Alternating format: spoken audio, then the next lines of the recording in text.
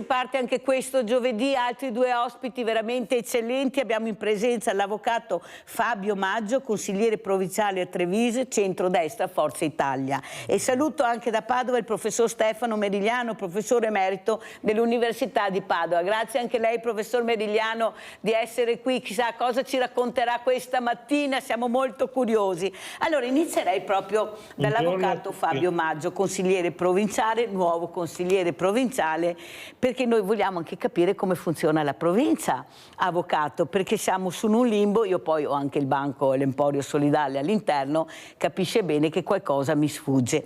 Allora, cos'è questo ente provinciale con all'interno degli uffici molto importanti, ma non si riesce a capire cosa funziona e cosa non funziona, perché con la legge del Rio è cambiato tutto. Nel momento che finalmente la provincia funzionava con l'ufficio per l'impiego, con la forestale, via tutto e si riparte. Prego, avvocato Maggio. Beh, intanto buongiorno Mirella, buongiorno ai tuoi telespettatori e grazie per questo invito.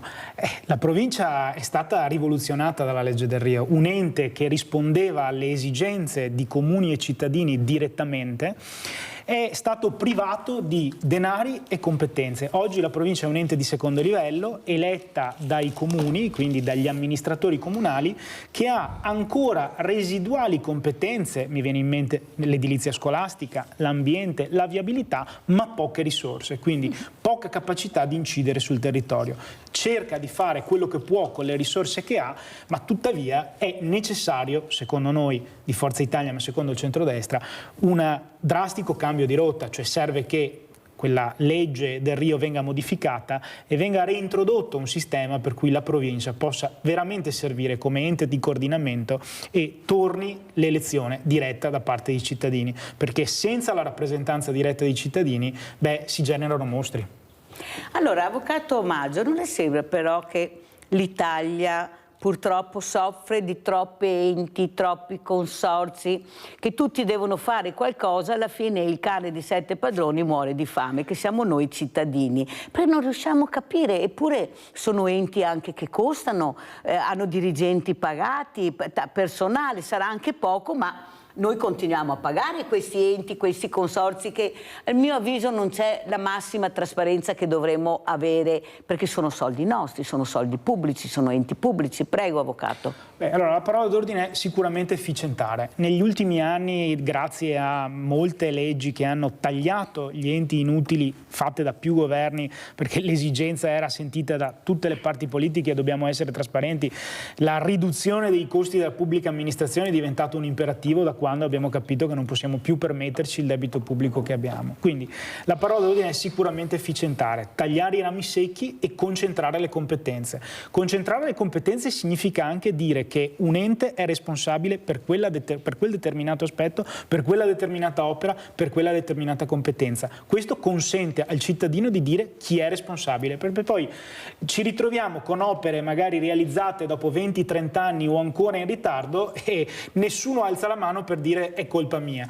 Questo è, diciamo, il vero tema e oggi dobbiamo ai cittadini trasparenza, chiarezza sulle responsabilità amministrative, perché ognuno poi, quando i problemi accadono, quando i ritardi ci sono, quando la mancanza di opere fondamentali emerge, deve assumersi le proprie responsabilità amministrative e politiche. Parlo di politici, ma parlo anche di tecnici che poi rispondono insieme alla politica delle mancanze delle pubbliche amministrazioni. Allora, professor Merigliano, volevo anche un suo commento su quanto ha detto l'avvocato Fabio Maggio, ma soprattutto lei ha insegnato all'università. Questi ragazzi come comunichiamo? Che esempi stiamo dando?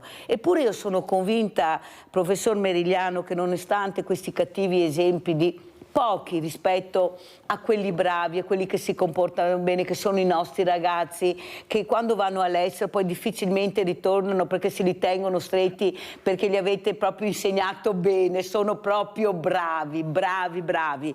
Ecco, sono questi esempi che deprimono. Ecco, io studio, faccio il mio dovere, mi impegno, però alla fine è dura resistere. Prego, professor Merigliano. Ma io non sono mai stato un pessimista. Intanto buongiorno a tutti. Buongiorno. Non sono mai stato un pessimista, nel senso che anche ieri sono andato a Milano per problemi personali E se uno va in stazione a Padova alle 7:30, 8 di mattina, vede scendere dai treni queste migliaia di ragazzi che entrano in città per studiare, per andare all'università, per andare ai licei, alle scuole superiori, eccetera. Io ho fatto per tanti anni, come lei ha detto, il docente universitario e ho sempre trovato tantissimi ragazzi motivati. Certo, il mondo è complesso, no? A volte oggi si dice non troviamo medici o a volte non troviamo ingegneri, eccetera, ma stiamo anche vivendo una società in continua evoluzione, quindi a volte la scuola, il mondo dei giovani ha bisogno di un minimo di inerzia per rispondere. Certo che quello che dice lei è anche un vecchio detto, no? Che a volte colpisce molto di più l'uomo che morde il cane piuttosto il cane che morde l'uomo, come per dire che colpisce molto di più nei media, nei giornali, nelle televisioni, l'evento malavitoso, i 3 ragazzi il bullismo, ma in realtà c'è sempre stato forse gestito in maniera diversa. Però io sono ancora convinto che il 90, 95, 98% dei nostri ragazzi sono sani, a volte evolvono e a volte è la nostra generazione che forse non li capisce, non capisce completamente tutte le sfaccettature, le esigenze, ma anche i modi di comunicare. Io ricordo quando ero giovane che avevo incominciato ad ascoltare i Beatles e per mio padre erano degli scarafaggi, veramente, non capisce questi capelli lunghi, questo modo trasandato di fare. E forse oggi noi non capiamo altre esigenze. Il mondo dei media, ma soprattutto il mondo dei social media, spesso viene usato tantissimo dai giovani e viene capito meno bene dai meno giovani. Quindi farei molte tare. Poi non è tutto oro quel che riluce, perché è vero che noi abbiamo tanti giovani che vanno all'estero, però per esempio l'Università di Padova ha il 18% di studenti stranieri. Meno male che l'ha detto, perché ho invitato tanti professori, non l'aveva mai detto nessuno. Vedete cosa servono anche questi professori emeriti, perché hanno i numeri. Prego, professore. Per cui noi è vero che tanti vanno via, ma se uno va a guardare le università del nord-est, per esempio, sono tra le leader in Europa per attrazione di Erasmus, che è quella mobilità di studenti europei che fanno un anno di studio in un'altra università di un'altra nazione. Quindi credo che anche questo l'Europa delle nazioni, il nazionalismo, tutte queste cose qui, ma in realtà forse i nostri giovani vedono più l'Europa come la loro nazione. Quindi sono a Parigi di casa come per le mie figlie passare un weekend a Copenaghen o passare un weekend in Olanda vuol dire molto spesso andare a trovare degli amici che oggi vivono lì e come vengono da loro. Quindi è fuori di discussione che noi dobbiamo certamente offrire maggiori disponibilità di lavoro, però credo che nel nostro paese, nel Veneto soprattutto, a volte, anzi, se io parlo con qualche industriale mi dice ma non hai mica qualcuno da segnalarmi che ho bisogno di bravi ragazzi, che stiamo sempre cercando persone per bene. Quindi sono tendenzialmente ottimista. Noi andiamo all'estero, ma tanti dall'estero vengono in Italia, vengono a studiare qui, vengono a crescere qui. E poi alcuni si fermano e alcuni ritornano. E anche qui non è vero che tutti i nostri all'estero poi restano all'estero. Ce ne sono tanti che restano all'estero perché magari trovano famiglia, trovano quello che noi chiamiamo l'amorosa, ma poi uno si costruisce una vita, no? Ma questo succede anche al contrario, perché io avevo 2 specializzandi che non venivano dall'Italia ma erano dall'estero, poi stando 5 anni in Italia per fare la specialità hanno messo su famiglia e non sono tornati nel loro paese, ma non perché non volevano tornare o perché erano cervelli in fuga, perché avevano trovato, diciamo, una nuova patria dove vivere e dove vivere bene. Quindi anche questo io lo metterei nel catalogo delle cose che dovrebbero essere reciproche. Vede, professor Merigliano, qual è il problema? Che io fortunatamente ho tanti ospiti e molte anche eccellenze, devo dire la verità, che hanno piacere di venire perché parlano, li lascio parlare, riescono a spiegare il pensiero. Il problema è che questi pensieri sono diversi anche dal suo. Infatti i numeri che danno a volte sono numeri in controcorrente a quello che ha detto lei. Infatti io l'ho ringraziata del 18% perché è la prima volta che lo sento. Eppure ho invitato fior anche di economisti. Però il problema è la confusione. Perché faccio questa trasmissione anche al mattino, anche per i diversamente giovani? Perché, come ha detto lei, mentre il giovane sa il mondo che vive, il diversamente giovane, che avrebbe voglia anche di capire, nessuno spiega niente, tanto è vecchio, io li chiamo diversamente giovani, non gli interessa. Io ho avuto un professore di diritto internazionale, e lo dico molte volte, molte mattine, professor Merigliano, e lo dico anche all'avvocato Maggio, dove poi hanno telefonato questi diversamente giovani ringraziando per aver spiegato quello che è il diritto internazionale, perché tutti parlano, ma i tecnici, gli addetti ai lavori sanno, ma se tu spieghi, tu intrighi anche queste persone che a casa che ascoltano, non tutti non hanno voglia di ascoltare e di non capire. Ecco qua anche l'importanza della nuova tecnologia, perché in Australia e in altri paesi il diversamente giovane sa adoperare questa nuova tecnologia, perché gliel'hanno insegnato, qualcuno gliel'ha insegnato. Noi invece purtroppo queste fasce di età molto fragili ma molto importanti le abbiamo un po' lasciate sole in tutto e per tutto. Molta attenzione al bambino fino a 10 anni, poi da 10 in poi ne discutiamo, e poi c'è il vuoto assoluto, una solitudine pazzesca. Avvocato Maggio, cosa dice? Ma allora, io condivido quello che dici, Mirella, e condivido soprattutto quello che ha detto il professore. Io faccio parte di una generazione, ho 36 anni, che ha avuto modo di giovare dei benefici. Parliamo sempre di questa Europa che non funziona, ma qualcosa funziona. Uno dei benefici che ha dato alla mia generazione in Europa è poter percorrere liberamente le frontiere e studiare a prezzi contenuti. Io ho avuto la possibilità di studiare in Europa pagando meno tasse di quelle che avrei pagato in Italia. Questo è uno dei benefici, e lo diciamo agli ascoltatori, di essere parte dell'Unione Europea. Ci sono sicuramente tante cose che non funzionano, ma questa cosa funziona perché consente ai nostri giovani di aprire la mente. Poi ci sono quelli che tornano, io faccio parte di questa categoria, e quelli che non tornano perché si trovano magari meglio all'estero, meglio in altri paesi. Quindi la sfida vera oggi è rendere attrattivo il nostro paese, rendere attrattiva la nostra regione, soprattutto, e parlo da professionista, nel mondo delle professioni, perché oggi il mondo delle professioni soffre veramente una profonda crisi. Cioè, oggi chiunque, almeno parlo per gli avvocati, ma penso che i medici possano dire la stessa cosa, fa fatica oggi a trovare collaboratori, nuovi innesti, lo vediamo tra l'altro nel settore dei medici di famiglia, insomma c'è una carenza piuttosto importante. Quindi oggi benissimo il sistema di istruzione a livello europeo, benissimo che le nostre università attirino talenti dall'estero, benissimo che i nostri talenti vadano e si formino all'estero e condividano un percorso di istruzione che è internazionale, ma oggi il nostro paese deve diventare più attrattivo. Abbiamo Rinaldo da Venezia, vai Rinaldo. Ciao Mirella. Ciao. E buongiorno ai tuoi ospiti.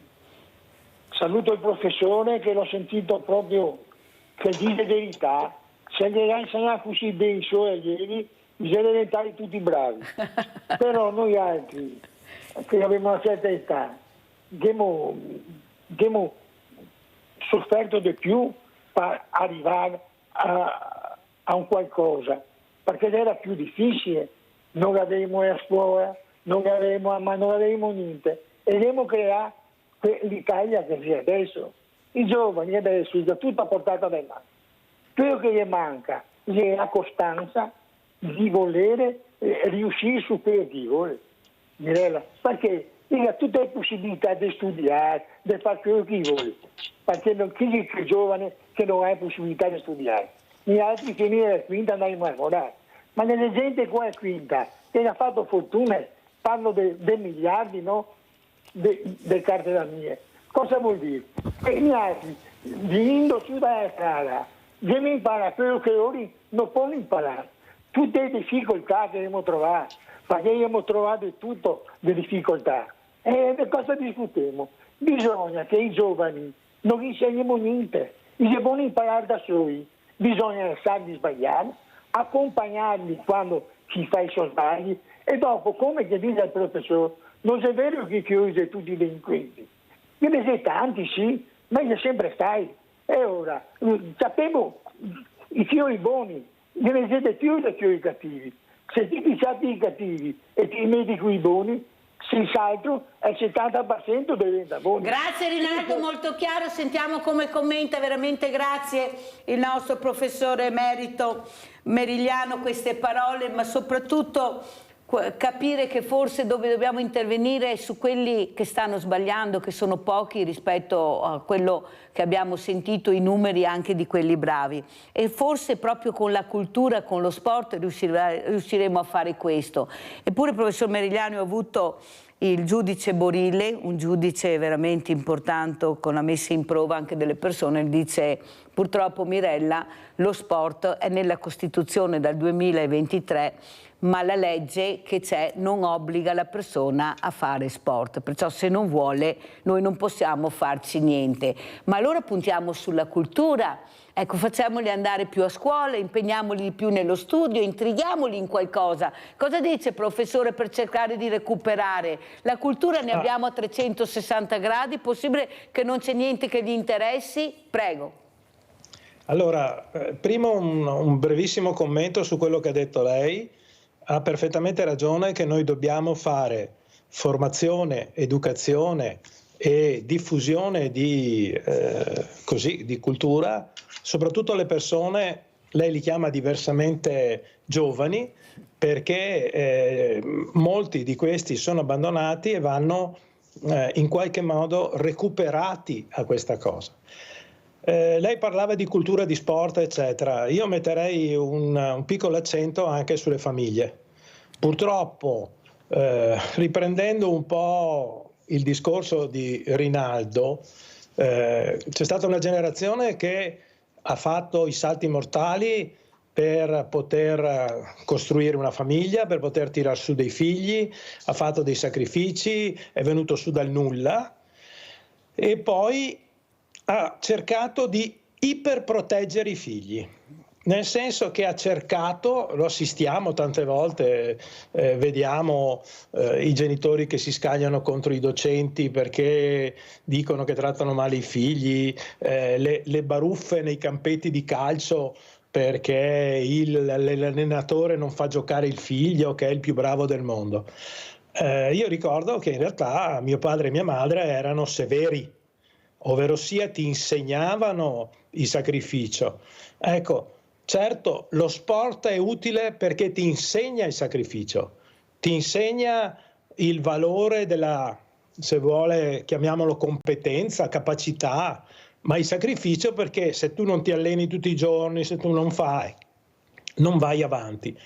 E quindi sì, la cultura, la formazione, però io punterei anche qualcosa sul ricostruire le famiglie. Mi è piaciuto recentemente una frase del professor Crepè, che tra l'altro io conosco molto bene perché è stato mio compagno di classe quando eravamo al liceo, il quale diceva: i genitori non devono essere amici dei figli, sono i genitori dei figli. Quindi tu devi purtroppo con i figli avere un atteggiamento che insegna a loro che la vita non è facile, che il futuro si conquista con il sacrificio, come diceva il signor Rinaldo, dandoci dentro, tirandosi sulle maniche, imparando. A volte certi mestieri, torniamo alle professioni, si rubano con gli occhi, con lo sguardo, con la mente.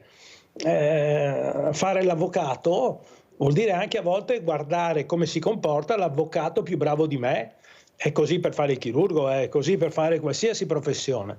Quindi mi piace molto questa trasmissione proprio perché porta in maniera serena delle riflessioni a delle persone che a queste ore probabilmente sono più i dipendenti INPS che ci ascoltano, ma sono una popolazione importantissima, perché sono nonni, perché sono anziani, perché hanno dato tanto alla nostra società e bisogna aiutarli a conoscere, vivere anche il mondo che li circonda, quindi il mondo dei più giovani, il mondo delle criticità. Allora l'avvocato Maggio ha aggiunto una parola importante: non aver paura. Questo è il grande problema che abbiamo. Prego, avvocato Maggio. Beh sì, mi sono permesso di fare questa aggiunta alle riflessioni correttissime che faceva il professore, perché la paura è un sentimento che i nostri diversamente giovani soffrono quando guardano alle criticità, alle complessità del mondo, ma la complessità deve essere abbracciata, bisogna aiutarli a comprenderla. E allora parlavo prima dell'Europa. L'Europa ha tante criticità, ma ci sono anche dei benefici e come per l'Europa possiamo parlare anche di altri argomenti. La paura non può essere strumentalizzata. Allora i nostri diversamente giovani devono capire e dobbiamo aiutarli a capire che la paura non va strumentalizzata. Il problema è proprio qui, perché qualcuno, specialmente la politica, ha marciato su questo, sulla paura. Quando io sento che il diversamente giovane ho paura di uscire alle 5 del pomeriggio nel nostro territorio, anche a Treviso, dove è stata classificata la terza città più sicura, io rispondevo sempre: io esco, non ho sto problema. Certo che dobbiamo tenere le antenne alte, ci mancherebbe. Certo. Parla una che è stata rapinata alle 15 del pomeriggio e in Piazza dei Signori un negozio, perciò da 7 ragazzini, perciò potrei dire forse molto di più. Però io non vedo la mia città con paura, perché forse una mente aperta. Ho il Banco Solidale, l'Emporio Solidale in provincia, che mi ha fatto aprire la mente. Ho capito che il buono e il cattivo c'è chiunque, dove vedo i bambini giocare assieme, anche se non parlano la stessa lingua e non sono dello stesso colore, che proprio se ne infischiano.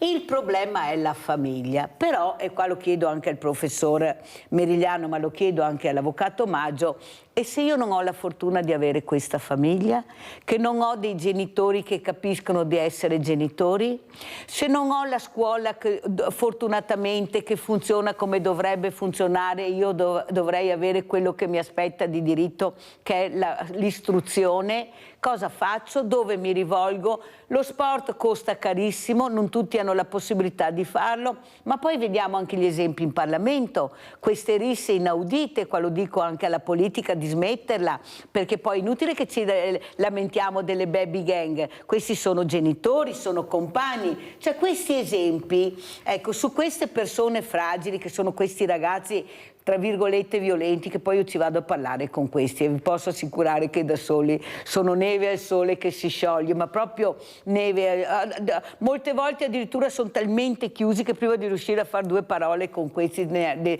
devi impiegare, poi si aprono come fontane ed è una cosa incredibile. E sa cosa mi chiedono, professore? Fammi lavorare. Ecco, questa è una frase che mi ritorna sempre: fammi lavorare, fammi fare qualcosa. Allora forse anche qua la politica dovrebbe intervenire, cioè cosa sai fare, chiedere dove vuoi essere intrigato. Abbiamo le carceri che traboccano, avvocato Maggio, lei è un avvocato, lo sa, i carceri minorili, ma cosa ci fanno questi ragazzi dentro quando i veri delinquenti sono fuori? Per carità, avranno spacciato, ma durante il giorno cosa fanno? Abbiamo la possibilità di recuperare questi ragazzi, ma se poi quando esce nessuno li prende per mano e li accompagna in un percorso, è come non avessimo fatto niente. E queste azioni violente, c'è una rabbia. Voi non avete idea di percorsi di certi ragazzi, non tutti ma di certi. Cerchiamo di capire che forse dobbiamo agire in maniera diversa. Avvocato. Mirella, io aggiungo una cosa a quello che hai detto tu. Possiamo recuperare questi ragazzi? Sì, abbiamo il dovere di farlo, costituzionalmente parlando. La finalità rieducativa della pena è nel nostro ordinamento, quindi sicuramente chi sbaglia deve pagare, ma deve avere anche la possibilità di redimersi.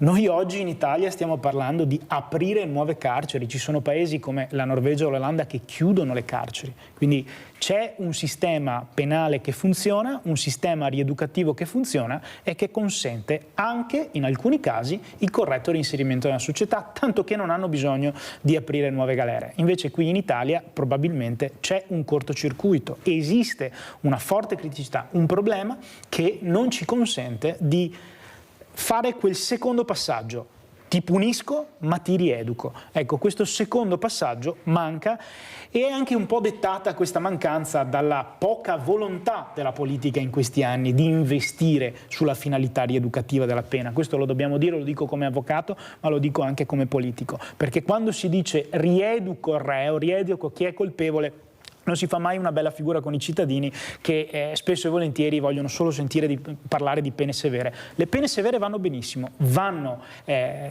comminate, vanno eseguite, ma la finalità rieducativa della pena ci rende umani e soprattutto rende il nostro paese più civile, la nostra società più sicura.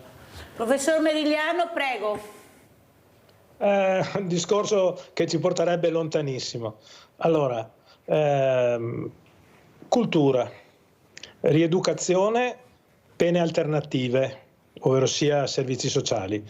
È vero che in alcuni stati del nord Europa le carceri sono ridotte, ma è anche vero che in quei paesi tantissime pene sono date in servizi sociali, servizi alternativi, che vuol dire lavorare, che vuol dire magari hai distrutto, hai fatto un vandalismo e ti mando a pulire la scuola per 6 mesi, in modo che capisci anche il valore di chi, il bidello, ha pulito la scuola tutti i giorni. Io ho lavorato e sono stato, insomma, quando ero in senato accademico me ne ero anche un po' occupato, perché l'Università di Padova ha dei corsi di laurea in carcere a Padova e laurea delle persone. Ebbene, le persone che seguono i corsi di laurea in carcere, spesso sono sentenze definitive di più anni, cambiano.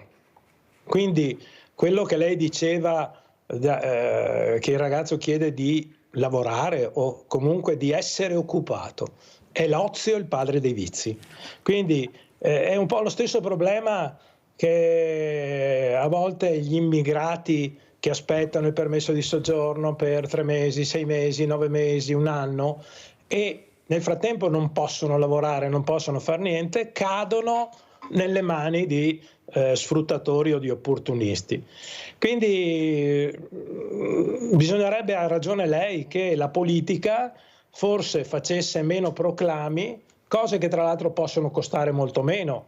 Anche per esempio noi siamo cresciuti nei patronati, le parrocchie, i patronati, che in realtà che cos'erano? Erano luoghi dove trovavi degli amici, dei compagni, dove chiacchieravi, dove parlavi, dove facevi dello sport a basso prezzo, perché in patronato si andava a giocare a pallone o pallacanestro a seconda di quello che c'era, ma eravamo comunità, eravamo un gruppo di amici, ci si parlava, uno era un po' giù di morale, aveva dei problemi e gli amici lo ascoltavano, lo aiutavano.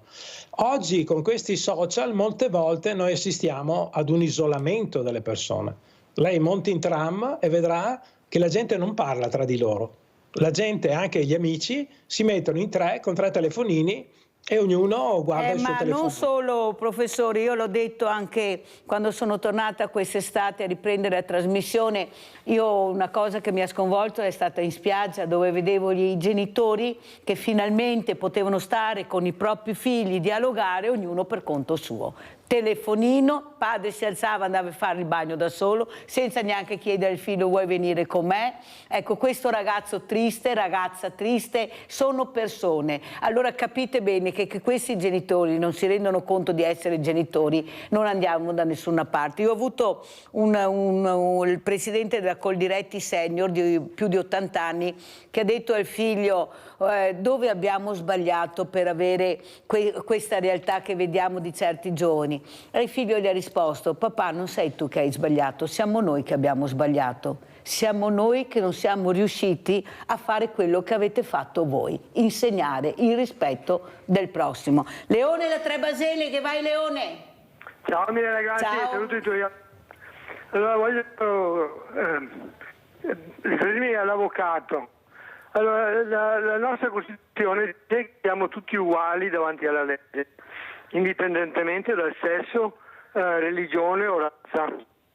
Allora, se un uomo delinque va in carcere, se una donna delinque, anche la donna deve andare in carcere. Se ha un bambino, la donna, del bambino si occuperà il padre. Se non ha il padre, il bambino viene tolto alla donna, viene dato a una coppia che potrà curarlo, allevarlo, educarlo.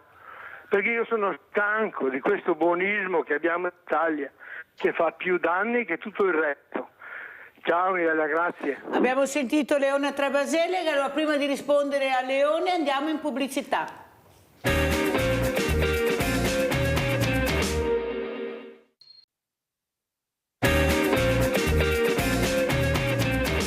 Con l'avvocato Fabio Maggio, consigliere provinciale Forza Italia a Treviso, e abbiamo da Padova il professor Stefano Merigliano, professore emerito dell'Università di Padova. Allora, avvocato Maggio, intanto rispondiamo a Leone da Tre Baseleghe.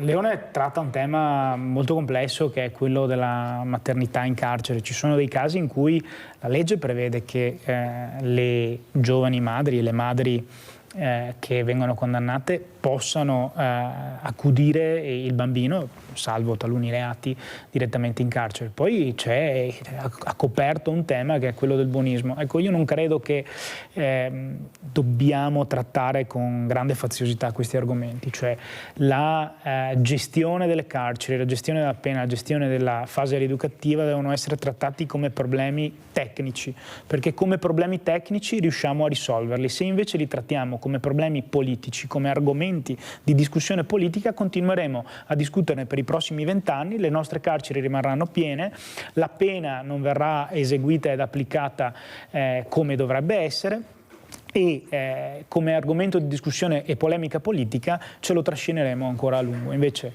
cerchiamo di affrontare le tematiche in maniera chiara, trasparente, tecnica, affrontiamole, risolviamole per arrivare a quegli standard a cui faceva riferimento il professore prima, a cui mi appellavo anch'io, i paesi del Nord Europa, in cui ci sono soluzioni adottate che ci consentono di rendere complementari, di far coesistere le esigenze di sicurezza e quelle di rieducazione.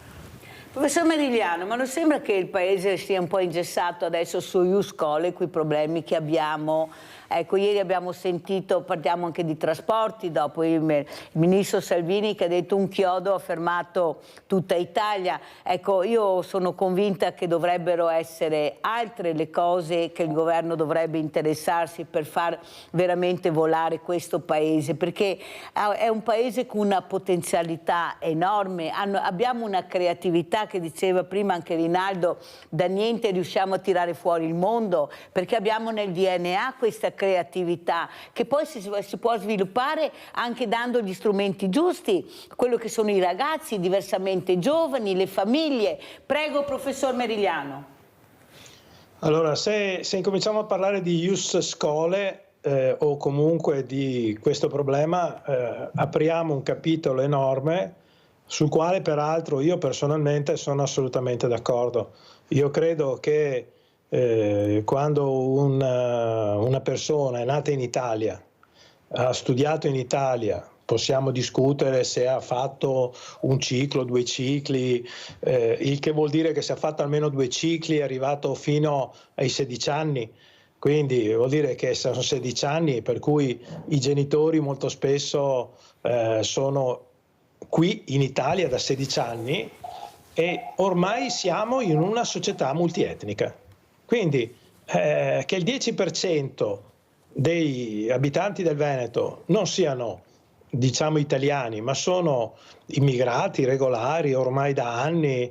Tra l'altro c'è un problema tecnico, come diceva l'avvocato, parliamo tra tecnici, denatalità e quindi carenza di risorse umane, il che vuol dire che è normale che la scuola abbia più extracomunitari che italiani, se abbiamo una denatalità.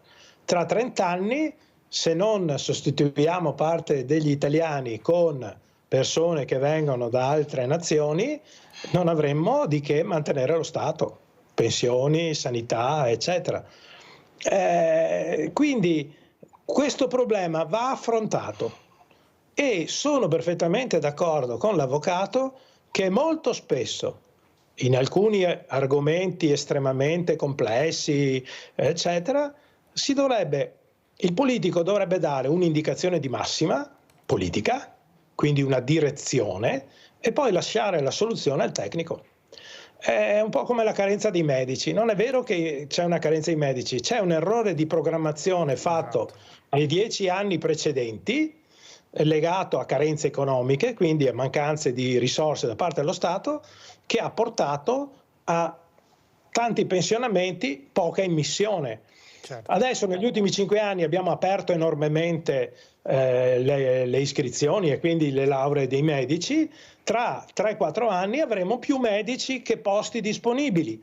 Quindi di nuovo su alcuni argomenti importanti il politico dia pure delle indicazioni, ma devono essere i tecnici che trovano la soluzione corretta, perché se si entra nell'emotività, nella politica, nell'ideologia, si discute per 20 anni e non si risolve nessun problema. Ormai viaggiamo in un mondo in cui, come lei dice, abbiamo delle potenzialità enormi, ma per svilupparle dobbiamo essere anche rapidi nelle decisioni. Magari pronti a modificarla, a integrarla, a cambiarla un po', ma dobbiamo essere rapidi nelle decisioni. Non possiamo perdere tempo a discutere alcune cose. Abbiamo Maurizio da Conserve, poi andiamo dall'avvocato Maggio. Vai Maurizio. Ciao Mirella e buongiorno al professore e anche all'avvocato. Allora, io voglio dire una cosa all'avvocato. Allora, avvocato, qui c'è la Mirella presente. Io per avere la residenza, e sono italiano, ok? Perché adesso mi infervoro. Sono italiano, ho aspettato 4 anni per avere la residenza. Mi dica lei se è normale, ok? E sono italiano verace, italiano vero, ecco. E naturalmente io non sono d'accordo di dare la residenza o di dare la cittadinanza a un anno, cioè per un anno a quelli che vengono qua. No, non signore. Allora si devono prima studiare l'italiano, ok? Perché io su 10 ne conto, su 10 ce ne saranno 3 minimo che studiano l'italiano, gli altri no. Primo l'italiano, poi avere un certificato che loro lavorano e tutto quanto, e poi si vedrà se gli daranno la residenza o gli daranno la cittadinanza. Non regalarla così al primo che passa per la strada. Cioè, io non sono d'accordo su questa cosa qua, perché se io vado in un paese la residenza me la scordo, devo essere pulito di tutto, ok? E avere un lavoro e tutto quanto. E qui in Italia cosa facciamo? Regaliamo la residenza come fosse Bruscolini o la cittadinanza? Cioè, dai, cerchiamo di essere onesti e di essere sinceri, va bene? Ecco, io non ce l'ho con nessuno, per carità di Dio, però a regalare le cittadinanze ai primi che vengono qua, cioè, non lo so, è come dire, diamo il cioccolatino al primo cavallo che vince, cioè, va bene, lei, comunque, vabbè. Mirella, ti saluto e attendo le risposte sia dall'avvocato allora, la che prima anche dal risposta professore. intanto te la do io, Maurizio. Quando io vi dico sentite, ma dovete ascoltare, forse se avessi ascoltato delle inesattezze che hai detto non le avresti dette, perché non hai ascoltato quello che ha detto sia il professor Merigliano che l'avvocato Maggio. Allora, quando io vi dico che tutte le mattine io vi porto a scuola cercando chi vuole imparare può imparare, è la cosa giusta. Io vi porto delle eccellenze che parlano molto chiaro. Allora, avvocato Maggio, rispieghi, perché è giusto, vede che non ha capito, non hanno capito com'è la situazione perché? Perché c'è chi ci naviga su questo ed è una parte della politica. Allora, nessuno regala niente, prima roba, nessuno regala niente. Prego. Guarda Mirella, dico una cosa proprio per rispondere a Maurizio. No? La politica, si dice spesso, dovrebbe pensare alle prossime generazioni. Era quello che diceva il professore giustamente. Ci sono i problemi che vanno affrontati tecnicamente per non crearne altri e per non rimanere subissati dai problemi. Noi oggi abbiamo grossissimi problemi di natalità, grossissimi problemi nella gestione del sistema pensionistico. Questo perché non si è trattata tecnicamente, ma solo polemicamente e politicamente, il tema della cittadinanza. Allora, il tema della cittadinanza è correttamente inteso in questi termini, hai ragione tu, nessuno regala niente. Distinguiamo residenza e cittadinanza. Oggi la proposta di Forza Italia, che è una proposta di buonsenso, è una proposta che è accolta da chi lavora anche nel mondo dell'istruzione, ne sono contento che anche il professore ne abbia parlato, è quella dello Ius Scholae, cioè riuscire grazie alla cultura, grazie all'istruzione, a dare un criterio per l'integrazione. Oggi chi studia nei nostri licei, nelle nostre scuole, nelle nostre università, acquisisce la cultura del nostro paese, la sua storia, la sua identità. E allora con questo si riesce a creare un'integrazione lineare, sana, trasparente, un criterio che ci consenta di creare cittadini e nuovi cittadini. Quindi nessuno regala nulla. Lo Ius Scholae non è un regalo, significa dare la possibilità a quei giovani di tutte le etnie che studiano insieme ai nostri ragazzi, che sono nostri ragazzi, che acquisiscono le ragioni delle nostre radici e spesso e volentieri le acquisiscano molto più profondamente di qualche ragazzo italiano d'origine, di diventare cittadini italiani. La cittadinanza deve essere un premio per questo percorso, non un regalo, un premio. Con questa logica, quella della premialità, di fronte all'impegno e al sacrificio dello studio, credo che non si possa dire che sia un regalo, ma una conquista. E per averla devi fare dei percorsi che ti obbligano veramente a capire l'importanza anche della cultura, della scuola e quel percorso. Professor Merigliano, come commenta e come ci saluta? Intanto la ringrazio perché stamattina ci siamo trovati in due persone con compiti diversi, culture diverse, età diverse. Le invidio molto l'età dell'avvocato, ma che hanno in realtà una grande sintonia. Il concetto di parlare per problemi concreti, di risolverli in maniera tecnica, di parlare in maniera seria, ovvero sia non per ideologie o per politica, ma per cercare di risolvere i problemi. I problemi ci sono, quindi bisogna tirarsi sulle maniche, come ha detto Rinaldo, no? Il signor Rinaldo, noi c'eravamo, ecco, bisogna riprendere quello spirito. Non andremo a lavorare in fabbrica, non faremo le notti sulle barche per andare a pesca, però dobbiamo tirarci su le maniche, rimboccarci e cercare di dare soluzioni a dei problemi che ci sono. È inutile, la scuola deve risolvere i problemi di formazione, il mondo politico, ma anche i tecnici devono risolvere i problemi della denatalità e della crescita, perché in realtà se poi uno va a vedere nelle nostre industrie del nord-est la percentuale di, tra virgolette, extracomunitari, che ormai molti sono italiani in realtà, sono nati o da genitori extracomunitari. Anche qui basta vedere cosa è successo alle Olimpiadi, basta vedere cosa succede nelle squadre di calcio che noi tanto amiamo. Ci siamo riempiti la bocca dei primati e se andiamo a vedere sono italiani di seconda generazione in realtà, e quindi dobbiamo risolverli questi problemi con buonsenso, che è una delle prime doti di qualsiasi, con tecnicismi, quindi sapendo come scrivere la legge, perché anche qui a volte le leggi vengono scritte in maniera così affrettata, sotto lo stimolo di una sensazione, di un'emotività, e poi cerchiamo di portare queste informazioni, queste nozioni, queste impressioni a più gente possibile, perché più diffondiamo queste buone pratiche, diciamo, a tutti, e forse più riusciamo a risolvere i problemi. Grazie al professor Stefano Merigliano, professore emerito dell'Università di Padova. Sentiamo come ci saluta l'avvocato Fabio Maggio, consigliere provinciale a Treviso, Forza Italia. Intanto voglio ringraziarti, Mirella, perché è stata un'occasione di dialogo veramente proficuo con il professore, che ringrazio per le belle parole, e questo genere di dialogo è quello che credo manchi nel nostro panorama giornalistico e anche politico, cioè un dialogo sui problemi molto pratico ma privo di ideologie che lo fanno naufragare nella polemica. Allora, avvocato, l'ultima cosa, poi io nella seconda parte ho il professor Matteo Orlandini collegato con noi da Roma, esperto in welfare e sociologia. Che domanda farebbe al professor Orlandini, che sono anche quasi sicura che la sta ascoltando?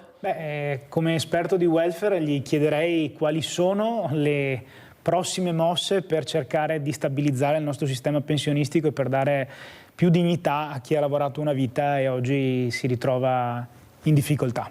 E allora glielo chiederemo subito dopo la pubblicità. Salutiamo anche l'avvocato Fabio Maggio, ancora il professor Stefano Merigliano, pubblicità.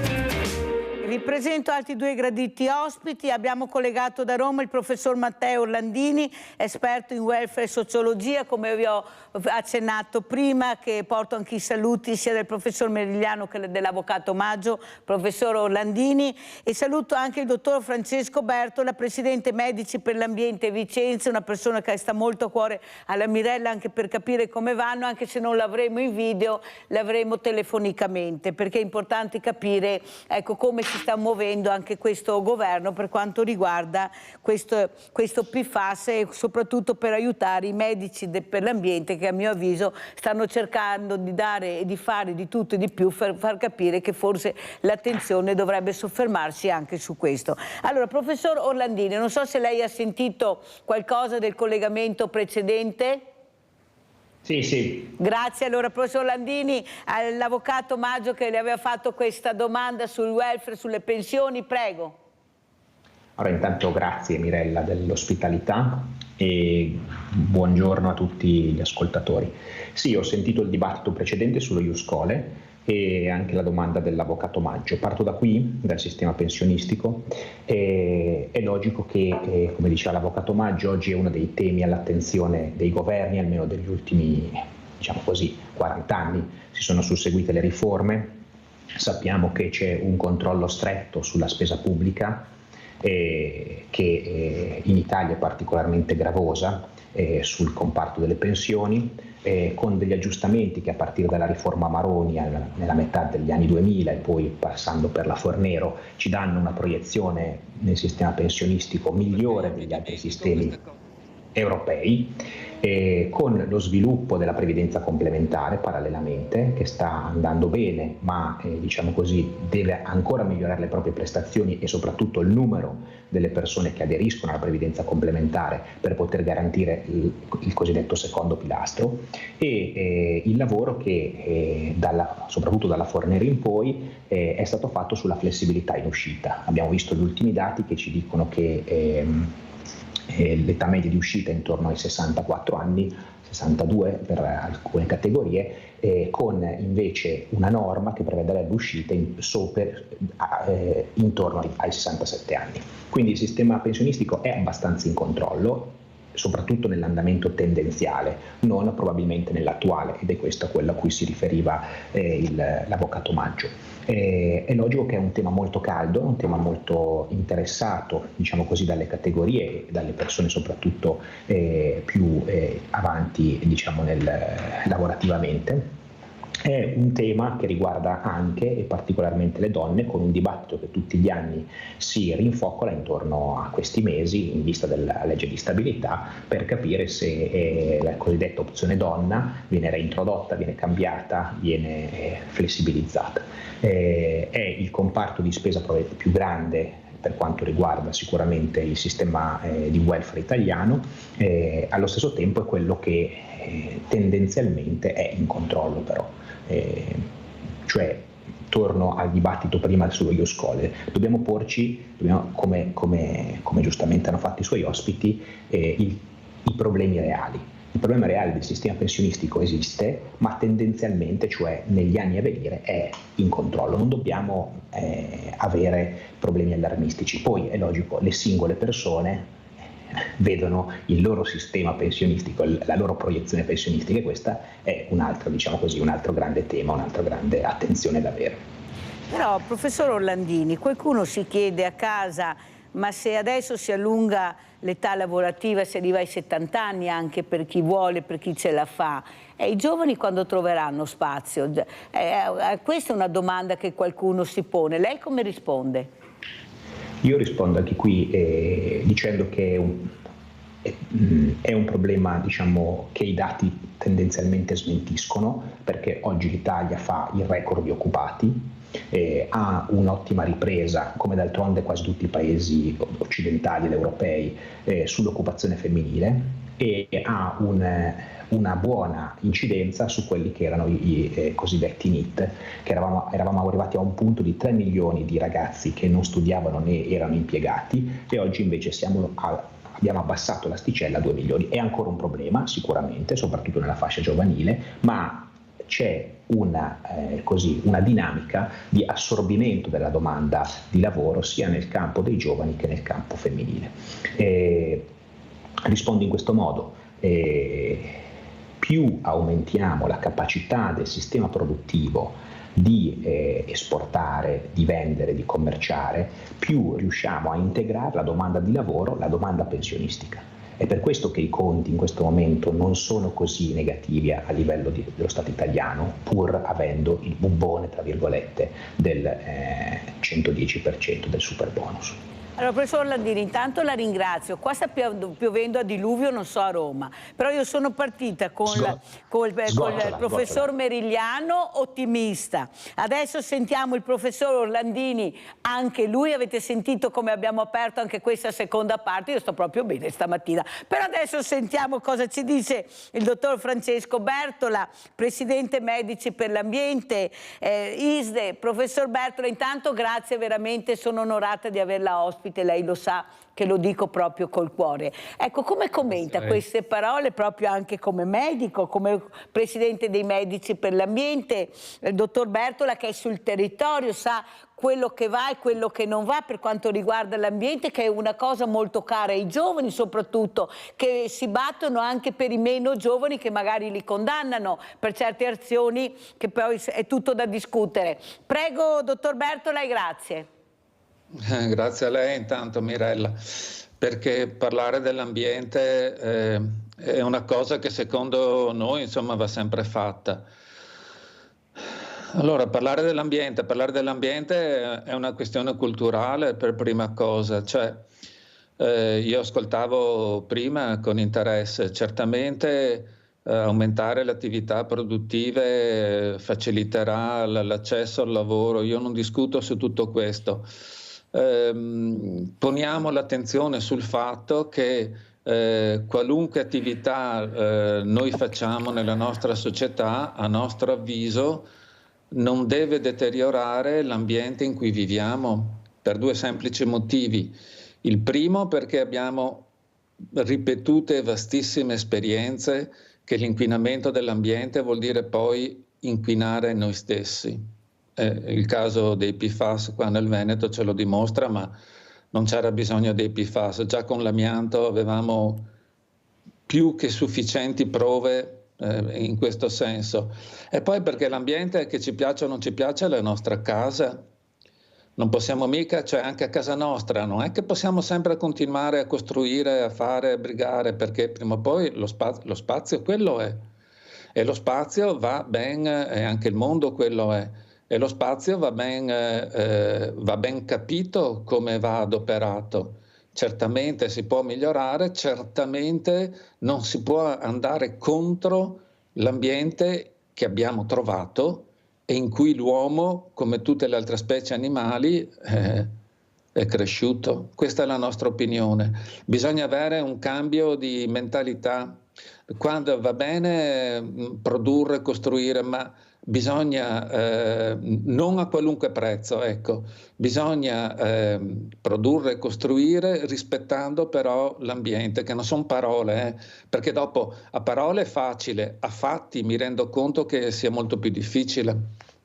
Allora, dottor Bertola, vede abbastanza attenzione da parte di questo problema che avete veramente spiegato in maniera incredibile, i problemi che se non c'è la giusta attenzione possono arrecare anche i ragazzi e i giovani, che qui parliamo anche del futuro. Secondo lei è stato fatto qualcosa? C'è attenzione per supportarvi? Prego, dottor Bertola. Ma allora guardi, se noi adesso parliamo specificatamente di PFAS, che oddio, non è l'unico problema, intendiamoci bene. Ci sarebbe un capitolo interessantissimo da aprire sui pesticidi, tanto per dirne un'altra, però insomma che poi i pesticidi contengono PFAS per inciso. Però a mio avviso, secondo me, insomma, i PFAS si connotano come un prodotto simbolo proprio della nostra società industriale. Perché? Facciamo l'esempio con l'amianto. L'amianto sì, ha parecchie applicazioni, ma limitate. Se noi guardiamo i PFAS vengono praticamente usati, se non dappertutto, quasi.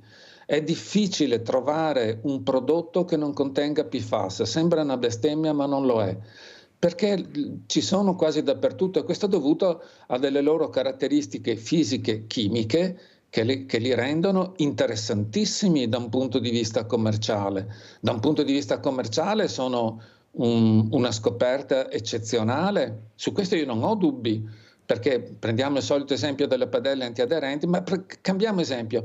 Ieri sera ero qua a Vicenza a un incontro organizzato da Greenpeace interessantissimo, e ha preso la parola a un certo punto un rappresentante dei Vigili del Fuoco di Padova. I Vigili del Fuoco dice cosa c'entrano? C'entrano tanto, perché loro adoperano le schiume antincendio. Le schiume antincendio sono fatte con i PFAS. Perché? Perché i PFAS resistono molto alle alte temperature. Peccato che dopo queste schiume, e abbiamo esempi in tutto il mondo, quello più studiato è stato Ronneby in Svezia, ci sono state molte pubblicazioni, queste schiume vanno sul terreno poi viene assorbito, vanno nelle acque di falda. Nelle acque di falda purtroppo non tutti sanno che l'acqua che noi beviamo al rubinetto l'80% delle volte viene dall'acqua sotterranea, e quella città lì di 50.000 abitanti, tipo Bassano per dire, 40-50.000, si è bevuta i PFAS. Questo perché? Perché vicino avevano un aeroporto in cui i vigili del fuoco facevano le esercitazioni su come spegnere gli incendi, quelli più difficili. Non solo, ma i vigili del fuoco stesso, avendo le tute sono fatte con i PFAS perché? Perché resistono al calore, resistono alle fiamme. Ma adoperare vestiti che sono fatti con i PFAS espone chi li indossa al rischio comunque di assorbirne in parte, perché li adopera, perché suda. Non è che questo, dottor Bertola, questo modo che avete di spiegare molto bene le cose come stanno, questo sistema che secondo me è andato oltre quello che si doveva andare, si doveva fare molta prevenzione molto prima. Ecco, forse dia fastidio a qualcuno perché alla fine c'è un business da portare avanti. Mi risponderà subito dopo aver sentito Maria da Treviso. Vai Maria. Sì, pronto, buongiorno. È un po' difficile per me infilarmi tra i due esperti perché uno tratta una materia e uno ne tratta un'altra. Però diciamo, facciamo discorsi per terra. L'esperto, abbia pazienza, non so il nome di prima, parlava del welfare e pensioni. Professor Orlandini, Matteo Orlandini. Sì, perfetto. Allora, diciamo che sono un elemento pratico della vita e qualcosa ne so. Allora, occupazione. Allora, i dati sono Istat. Quali sono i dati di occupazione? L'occupazione potrebbe essere un piccolo contratto. eccetera. Pensioni.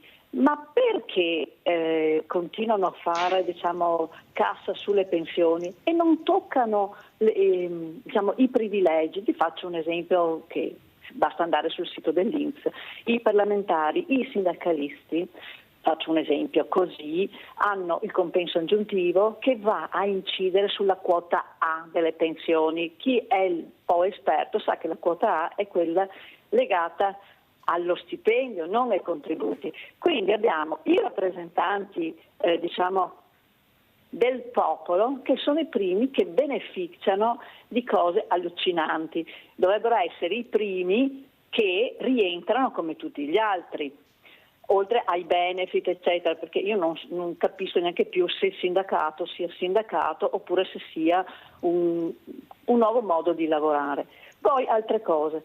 Mettiamo un parlamentare nelle varie forme, quando esce dal Parlamento non può stare a casa, allora gli danno la presidenza di qualche ente, qualcosa intanto per arrivare, e questi magari stanno 70, 75, si vede che mentre i lavoratori non ne possono più e vogliono andare a casa, questi hanno una vita interiore enorme e lavoreranno 200.000 volte. Poi io sono di Treviso. Allora, il sindaco Conte nelle forme della giunta si sta veramente sforzando di togliere tutto il verde che c'è, perché dove c'è una casa con tutto un giardino attorno crescono questi immobili che costano l'ira di Dio. Poi andiamo a finire sotto acqua e là non si capisce perché è la colpa della giunta precedente, dei diesel giunte fa, eccetera. Tutto quello che poi io come persona ormai attempata penso, ma tutti questi che parlano, che fanno tavole rotonde, alla fine è per fare veramente qualcosa o per creare un lavoro a se stessi? Grazie Maria, devo correre e andare avanti con gli ossi, sei stata chiarissima, anch'io l'ho sempre detto e tu lo sai se segui Sveglia Veneti che vorrei capire tutti questi tavoli di concertazione che fanno, alla fine cosa producono, perché non sappiamo mai niente, noi ci ritroviamo col cerino in mano. Allora, prima di rispondere alla nostra Maria da Treviso, sentiamo come commenta quello che ho detto il dottor Bertola. Dottor Bertola, prego. Sì, rifacendosi una brevissima battuta a quello che ha detto la signora Maria, noi siamo un'associazione di volontari, non prendiamo una lira per quello che facciamo, anzi le spendiamo, perché quando vogliamo fare qualche cosa ci mettiamo i soldi nostri, insomma, quindi non abbiamo di questi problemi. Abbiamo casomai problemi che i soldi non ci bastano mai perché sono i nostri, ma questa è un'altra questione. Ma per ritornare al discorso di prima, ecco, benissimo questo intervento qua perché va benissimo prendere spunto da quello che le persone dicono, cosa che noi facciamo sempre in tutte le serate che organizziamo. Lo so, il consumo di suolo è un problema, ma non è un problema. Se n'è accorto, mi pare, anche il presidente della regione Veneto, perché adesso io non ho presente, ma qualcosa deve avere anche deliberato. Io non seguo il problema del consumo di suolo, parerà strano, ma vorrei passarvi il messaggio che quando uno si interessa un po' dell'ambiente è impossibile, realmente impossibile interessarsi di tutti i problemi, perché sono mille. E io ho seguito un po' il problema dei PFAS perché sono qua di Vicenza, quindi Vicenza e Verona sono state prese dentro da questo problema per un'industria che ha scaricato per 30 anni in modo illegale i propri rifiuti, tant'è vero che adesso c'è un processo. Però sono tantissimi gli argomenti. Il mio collega di Verona segue ad esempio il problema dei pesticidi, anche a Treviso avete il problema dei pesticidi, ci sono altri colleghi che seguono il problema delle polveri sottili. Ormai le polveri sottili non sono più quelle da 5 micron o da 2,5 micron, parlano ormai di 1 micron e questo è terribile per i nostri polmoni. Cioè, qualcun altro si concentra sul consumo di suolo e questo è un altro problema, perché lo capite anche voi, che meno verde abbiamo e più CO2 rimane, più anidride carbonica rimane in aria, e dopo è inutile che ci lamentiamo dei cambiamenti climatici se togliamo tutto ciò che per milioni di anni ha fatto sì che... Compresa la biodiversità, certo che se ne parla pochissimo, dottor Bertola, compresa la biodiversità. Lo so, ma vede, ritorno al discorso di prima, è un problema culturale, per quello non insistiamo così tanto, naturalmente senza successo, ma noi ci siamo abituati a non avere successo, guardi, cioè noi ci proviamo sempre, sbattiamo il nasino e la volta ce lo ripariamo. Mai mollare, dottor Bertola, mai mollare. Allora sentiamo anche come commenta il professor Orlandini, arrivare sia a 70, 80, a 90 anni, perché grazie alla scienza e alla ricerca abbiamo dei centenari meravigliosi, ma si spera anche in salute, avendo lavorato con la massima serietà, ma poi con la massima sicurezza. Questo è un problema anche di sociologia, visto che lei è anche esperto non solo di welfare, ma anche sociologo. Prego, professor Orlandini. Allora sì, sicuramente l'intervento della signora poneva il tema delle ore lavorate in questa dinamica di crescita del numero di occupati. L'Italia ha sempre avuto un problema di ore lavorate, in parte perché i contratti, soprattutto in alcuni settori, pensiamo al turismo e al commercio, sono tendenzialmente a part-time per la fluttuazione della clientela e allo stesso tempo per un utilizzo, diciamo così, tra virgolette, informale della risorsa umana, mentre dall'altra parte ha avuto un problema di ore lavorate proprio perché c'è un ricorso al part-time cosiddetto involontario, soprattutto femminile, abbastanza inusuale negli altri contesti occidentali. Stiamo assistendo però da alcuni anni ad un aumento delle ore lavorate, almeno nell'entità, anche se piccola, del 2-3%, il che vuol dire che i nuovi contratti o i contratti rinnovati vanno verso un aumento del numero delle ore, che diciamo così sappiamo essere a tempo parziale sotto le 36, a tempo totale intorno alle 40. Poi dipende dai contratti nazionali, dalle mansioni, eccetera, eccetera. Sul tema dei privilegi invece per quanto riguarda il sistema pensionistico, penso che su questo punto con Mirella siamo tutti d'accordo, il trattamento pensionistico, almeno quello pubblico, deve essere sicuramente allineato alle retribuzioni e ai contributi, soprattutto ai contributi dopo la svolta contributiva degli anni 90. Il tema, diciamo così, dell'invecchiamento attivo e del supporto agli anziani, soprattutto non autosufficienti, è, questo sì, uno dei veri problemi del sistema di welfare attuale e futuro, che cerca di risolverlo con diversi strumenti, ma qui faccio un punto anche, diciamo così, con l'altro ospite in diretta, è un tema anche questo molto culturale. Nel senso che la risposta può avvenire attraverso residenza, attraverso domiciliarità, ma deve avvenire soprattutto in una educazione, in una cultura diffusa di attenzione e di valorizzazione dell'anziano che trasmette, che ha capacità di trasmissione della cultura, delle tradizioni, e quindi la sua valorizzazione porta ad un migliore benessere, a una vita più attiva, a un invecchiamento meno precoce. Da questo punto di vista il tema, diciamo così, dei caregiver familiari è proprio il link, diciamo così, proprio il collegamento per questo tema culturale, quello invece delle policy, delle politiche. E i caregiver debbono essere, e questo è uno dei tentativi che molte leggi regionali stanno facendo in questi anni, valorizzati e integrati all'interno del sistema dei servizi. Professor Orlandini, io volevo anche porle un problema che ho sentito ieri al Banco Solidale di un ragazzo di 52 anni, un uomo, che ha detto: Mirella, io sono stanco di fare stage e di non avere poi un lavoro. Stage, alla fine mando curricula, nessuno risponde, nessuno ti vede, siamo degli invisibili. Forse perché abbiamo superato i 50 anni? Forse perché diamo fastidio? Cosa c'è? Cosa faccio io se non ci fosse il mondo del volontariato che supporta?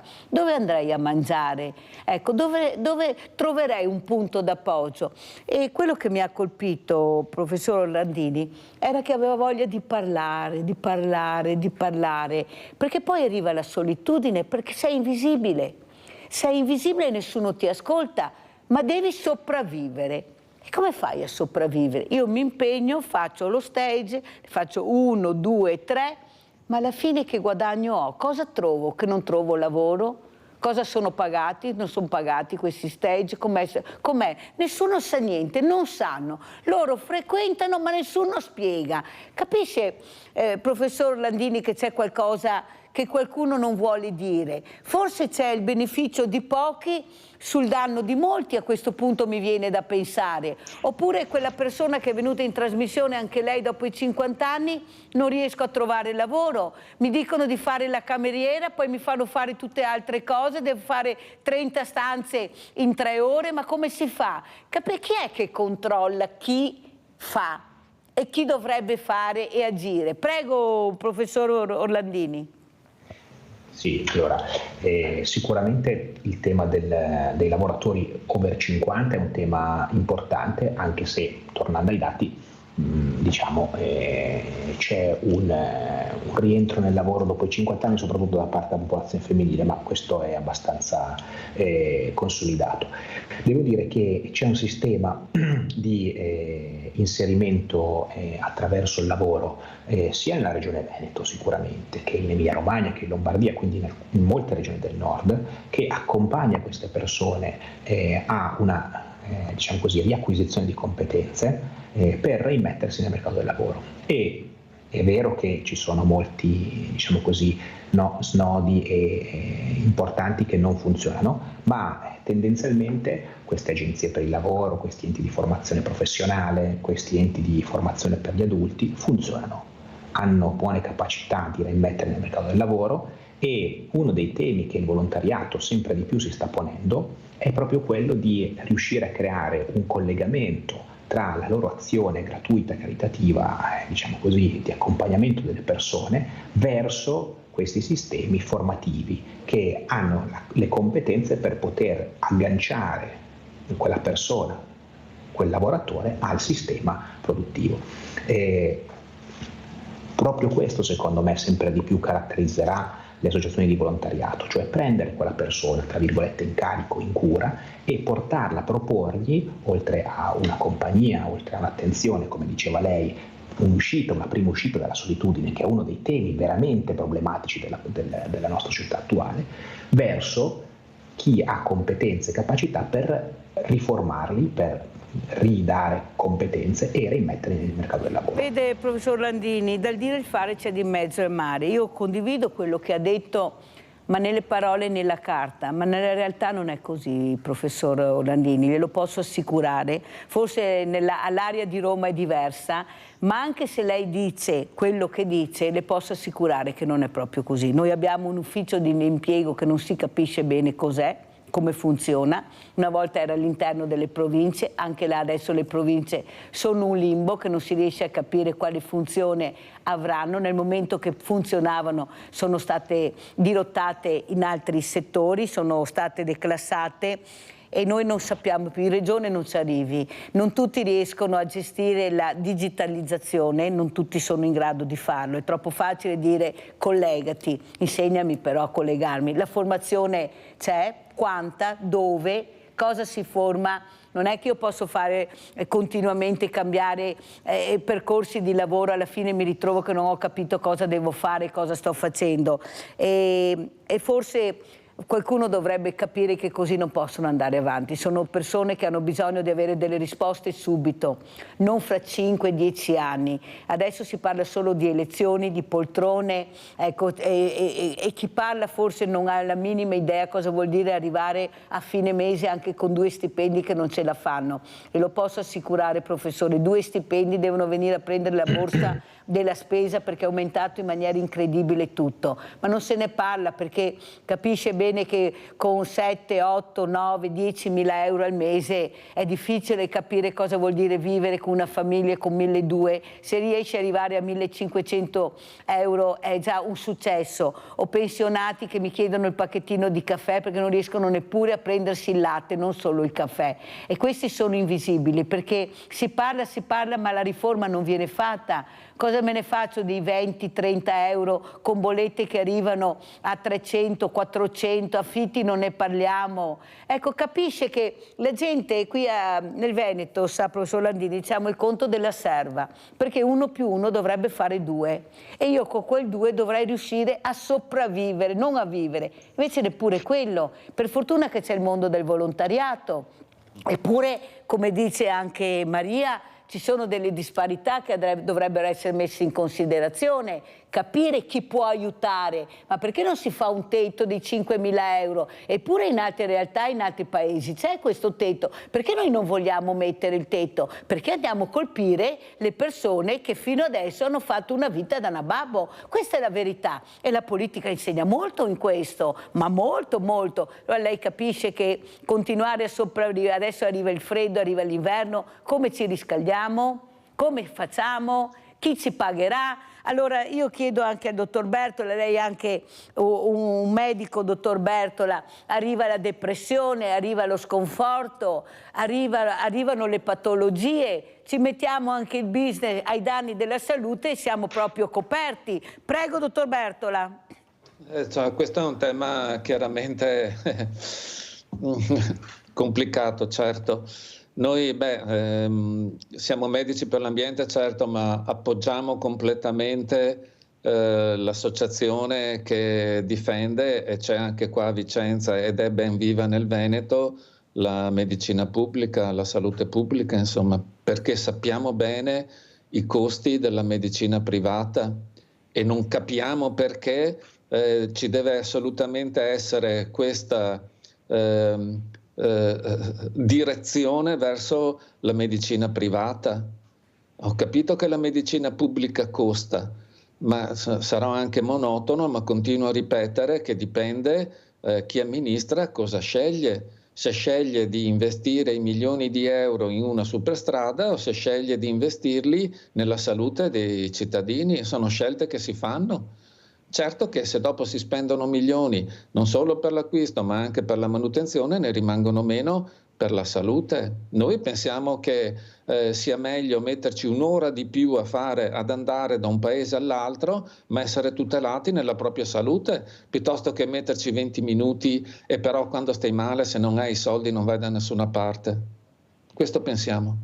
Allora, professor Orlandini, ecco, proprio queste sono parole del dottor Bertola che la coinvolgono, il welfare e la salute pubblica, diciamo noi. Ecco, quanto importante è investire nella salute, nel lavoro pubblico, qualunque esso sia, perché noi siamo carenti dappertutto, non si riesce a capire, grandi infrastrutture ma non c'è il personale all'interno. Io dico sempre, professor Orlandini, che non me ne frega un bel niente di avere il letto d'oro se poi non ho un bravo medico o una squadra che mi segua quando sto male. Non me ne può fregare di meno di avere l'ospedale di comunità chiuso se poi non c'è nessuno che ci va dentro perché non abbiamo le persone da mettere all'interno. Allora si è pensato a un welfare per un business o si è pensato a un welfare, visto che molti soldi sono arrivati dal PNRR proprio per questo, dove in prima istanza il PNRR era fondato sul sociale,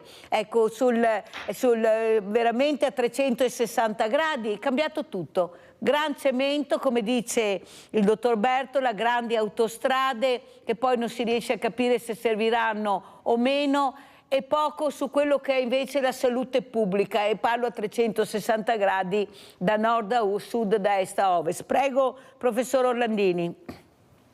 Sì, sottolineo, tornando così al tema, diciamo così, dei problemi reali, che il problema reale dell'inflazione, no, e dell'impoverimento sicuramente della classe media è un problema reale, un problema che l'Italia sconta almeno dagli anni 90, e che ha generato un distanziamento tra le classi più abbienti, le classi, diciamo così, che si stanno impoverendo e che facevano parte della classe media.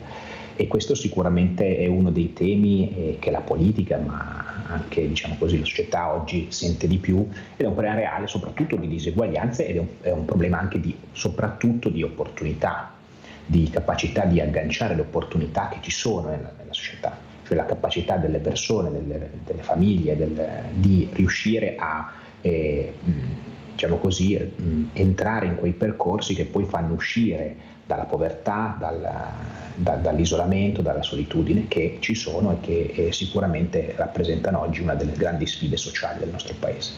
Sul tema del welfare pubblico e del welfare privato, io non sono un grande sostenitore del pubblico è sempre bello e del privato è sempre migliore del pubblico, perché entrambe le organizzazioni hanno i loro problemi, le loro distorsioni. Se da una parte il privato potrebbe tendere, diciamo così, ad approfittarsene, dall'altra parte il pubblico muore di una burocrazia stantia. È logico che tutto sta dentro a una responsabilità sia individuale che politica che organizzativa, in cui invece le persone che vivono queste organizzazioni si spendono il tempo, le proprie capacità e le proprie competenze per farle funzionare per il bene di tutti. Perché Professor Landini, la fermo un secondo perché abbiamo una telefonata, se non mi cade la linea, poi riprendiamo. Abbiamo Stefania da Vicenza. Vai Stefania. Sì, Mirella, ciao e buongiorno ai tuoi ospiti. Niente, volevo dire intanto, finché mi ricordo, saluto la signora Giulia che mi ha salutato l'altra volta e ricambio veramente i suoi saluti, perché fa sempre ragionamenti validi, anche lei, giusti, con semplicità, come faccio io. E niente, volevo dire, ad esempio, delle pensioni. Io sono qua in attesa che rimanga l'APE anche l'anno prossimo, perché veramente io faccio 63 anni, l'anno prossimo potrei andare con l'APE, perché a lavorare non me la sento più di andarci, ho più di 30 anni di lavoro e spero veramente che la tengano almeno per un altro anno, se magari il Signore riesce a darmi novità su questa cosa, visto che non ne parlano ultimamente. Poi volevo dire degli anziani, che è vero, allora ci sono offerte per gli anziani che stanno bene, di viaggi, crociere, pranzi, gite, soggiorni marini, montani. Non serve che vadano in cerca di occasioni, gliele portano a casa proprio. Mentre se hai un anziano che ha bisogno perché sta male, perché non puoi aiutarlo in tutto e per tutto, devi diventare matta per avere qualche aiuto dal comune. Non c'è più anche l'invalidità, adesso uno deve avere il 100% di invalidità per avere l'accompagnatoria, cioè uno deve restare a letto tutto il giorno. Ci sono persone che magari non ci sono con la testa, però riescono a camminare e quelle non sono invalide. C'è il caregiver che gli sta dietro, voglio dire, diventa matto da solo, non ce la fa. E allora questi aiuti, come per le crociere, i viaggi che te li portano a casa, dovrebbero essere anche più semplici da poter avere. E lì c'entra il comune, c'entra la politica naturalmente. Giustamente, come ha detto il signore il dottor di Vicenza, come sono anch'io, insomma, che meno soldi per le strade, per le autostrade, per i grandi monumenti e più soldi per la gente, per la sanità. Grazie Stefania, molto chiara. Allora, grazie a te cara professor Orlandini. Ha sentito, la gente a casa ragiona col buon senso, ma come faccio io se non ho la possibilità di pagare? Non ce la faccio neanche a accudire un familiare che ha bisogno. Capisce che forse quel tetto dovrebbe essere messo, vediamo cosa produce, almeno ci proviamo. Ma perché non si può provare? Ma perché bisogna avere persone che non lavorano, che vanno a casa con 20-30 mila euro al mese, per non parlare delle pensioni, e gente che non ce la fa più a sopravvivere con 2 stipendi e nessuno ne parla? Capisce, professor Landini, che ormai il tappo sta scoppiando, non tiene più? Prego. Mirella, Sicuramente il tema dell'ape sociale, almeno quello che sono le informazioni giornalistiche di questi giorni, perché non è ancora uscita nessuna bozza della legge di stabilità per il 2025, sembrano confermare l'ape sociale anche nel 2025, che lo ricordiamo è essenzialmente una pensione agevolata per alcune categorie che hanno appunto persone non autosufficienti a casa, disabili oppure che hanno fatto lavori usuranti. Sì, siamo d'accordo, è un sistema che deve aggiustare tante componenti, tanti nodi che non funzionano e allo stesso tempo non può stravolgersi. Da un certo punto di vista ha bisogno costantemente di una manutenzione, di una capacità, come è la tua trasmissione, di far sentire la voce delle persone e di renderla attiva, capace di una trasformazione, perché altrimenti, come giustamente dici tu, non cadono i tetti che mantengono dei privilegi e non fanno funzionare bene il sistema nei suoi gangli vitali. Su questo punto è la sfida, diciamo così, di una politica che voglia tornare a parlare alla gente e a servire, diciamo così, la sua nazione, il suo popolo, le sue regioni. Allora adesso andiamo a vedere, torniamo ai medici per l'ambiente, andiamo a vedere cosa sono i PFAS, medici PFAS. Andiamo a sentire. Si chiamano sostanze perfluoroachiliche, ma sono più comunemente note come PFAS, un gruppo di composti chimici che dagli anni 50 è utilizzato per rendere resistente ai grassi e all'acqua tessuti, carta, rivestimenti per contenitori di alimenti, ma anche per produrre pellicole fotografiche, schiume antincendio, detergenti per la casa. Con un prezzo però, i PFAS hanno il soprannome di sostanze chimiche eterne e a lungo andare una sovraesposizione può causare danni alla salute. I PFAS sono prodotti in grossissime quantità, vengono rilasciate nell'ambiente quando sono prodotte, quando sono usate e quando sono smaltite. Sono persistenti, cioè non degradano, e sono pervasive perché raggiungono sia l'acqua che l'aria e quindi ce le ritroviamo dappertutto, compreso il nostro corpo. È necessario un intervento urgente per soprattutto bloccare l'immissione di queste sostanze nell'ambiente. Queste sostanze sono andate a finire in tutte le matrici ambientali, ma purtroppo sono andate a finire anche nel nostro corpo. Ormai praticamente non c'è individuo sulla faccia della Terra che non abbia quantità più o meno grandi di queste molecole. Nella sede dell'Ordine dei Medici di Mestre, scienziati, medici, ricercatori si confrontano su PFAS e salute umana, con dati aggiornati e strategie di intervento che possono portare a mitigare l'inquinamento da PFAS, proprio nel giorno in cui è prevista una manifestazione contro nuovi inceneritori a Marghera e il pericolo PFAS. Il loro smaltimento qui a Marghera, soprattutto perché si parla di 190.000 tonnellate l'anno, pone una grande preoccupazione che ha un fondamento. Un fondamento anche che è confermato dalle osservazioni che ha fatto l'Istituto Superiore di Sanità al progetto stesso. L'unico modo per distruggerle sarebbe di incenerirle, di bruciarle in impianti che possono raggiungere per un sufficiente periodo di tempo una temperatura superiore a 1400-1500 gradi centigradi. E questo finora non è possibile in nessun impianto al mondo. Chiedono l'intervento di tutti i comuni per sollecitare il Parlamento ad emanare una legge che metta al bando i PFAS. Parte da Lonigo la lettera firmata a nome delle mamme no PFAS e di diversi gruppi ambientalisti, indirizzata a tutti i sindaci dei comuni del Veneto, Piemonte e Lombardia. Ci siamo riuniti per formulare una mozione da mandare ai sindaci e essere sottoscritta dalle amministrazioni comunali per inviare poi al Parlamento e sollecitare la formulazione di una legge che con il principio di precauzione normi queste sostanze che ormai si trovano dappertutto, sono ubiquitarie e danneggiano la nostra salute. Sollecitiamo tutti i sindaci del Veneto, del Piemonte, della Lombardia, della Toscana, ma anche di tutta Italia a sottoscrivere questa mozione perché ci sia una legge che tuteli la salute di tutti i cittadini italiani. Intanto un grande abbraccio a queste mamme che io conosco, le ho avute anche molte volte in trasmissione, per questa battaglia che stanno conducendo con una caparbietà incredibile. Abbiamo Giampiero in linea. Ciao Giampietro. Ciao Mirella, buona giornata, era un pezzo che chiamavo e ti stavo seguendo, ho detto gli do il buongiorno.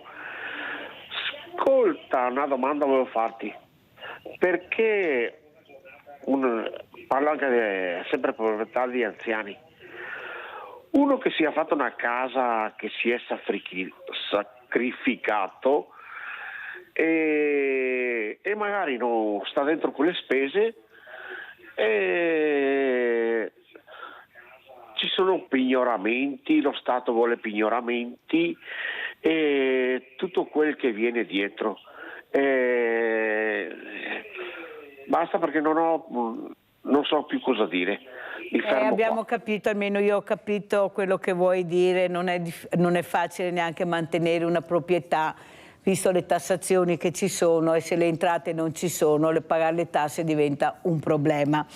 Poi sentiremo anche cosa dice il professor Landini. Adesso vorrei dare la parola al dottor Bertola, dopo che abbiamo visto e sentito questi video.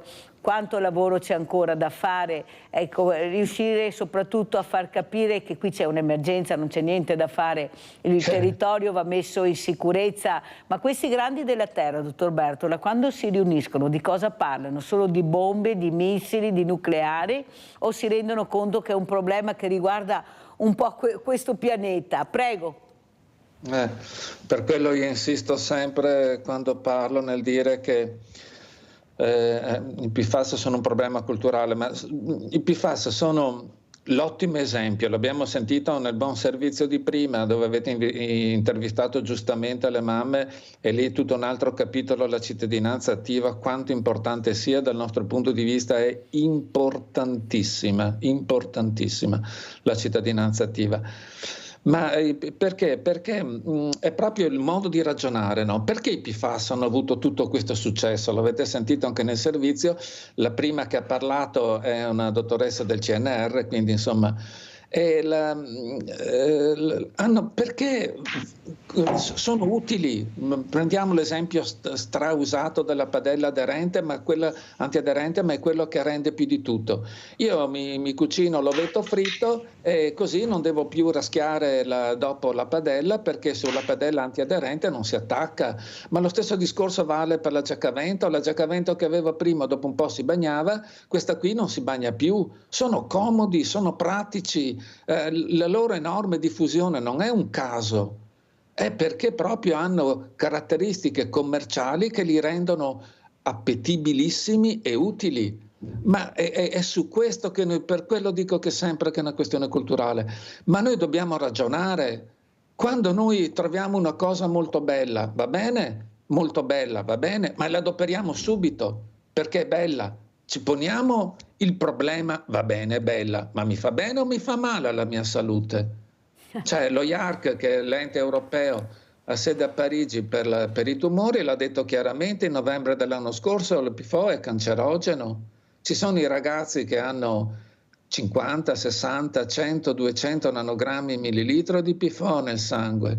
Ci sono le ragazze, e questo è un tema grandissimo, che iniziano una gravidanza con 30, 20, 30, 40 nanogrammi millilitro nel sangue, e quei PFAS lì li passeranno al feto, perché passano anche la placenta, se ne fregano, vanno dappertutto. Noi abbiamo confermato che esistono nel liquido seminale del maschio, la donna attraverso la placenta li passa al feto, quando allatta il bambino li passa al neonato. I bambini ormai dagli anni 80, anche prima, degli anni 70, nascono già con i PFAS dentro il sangue.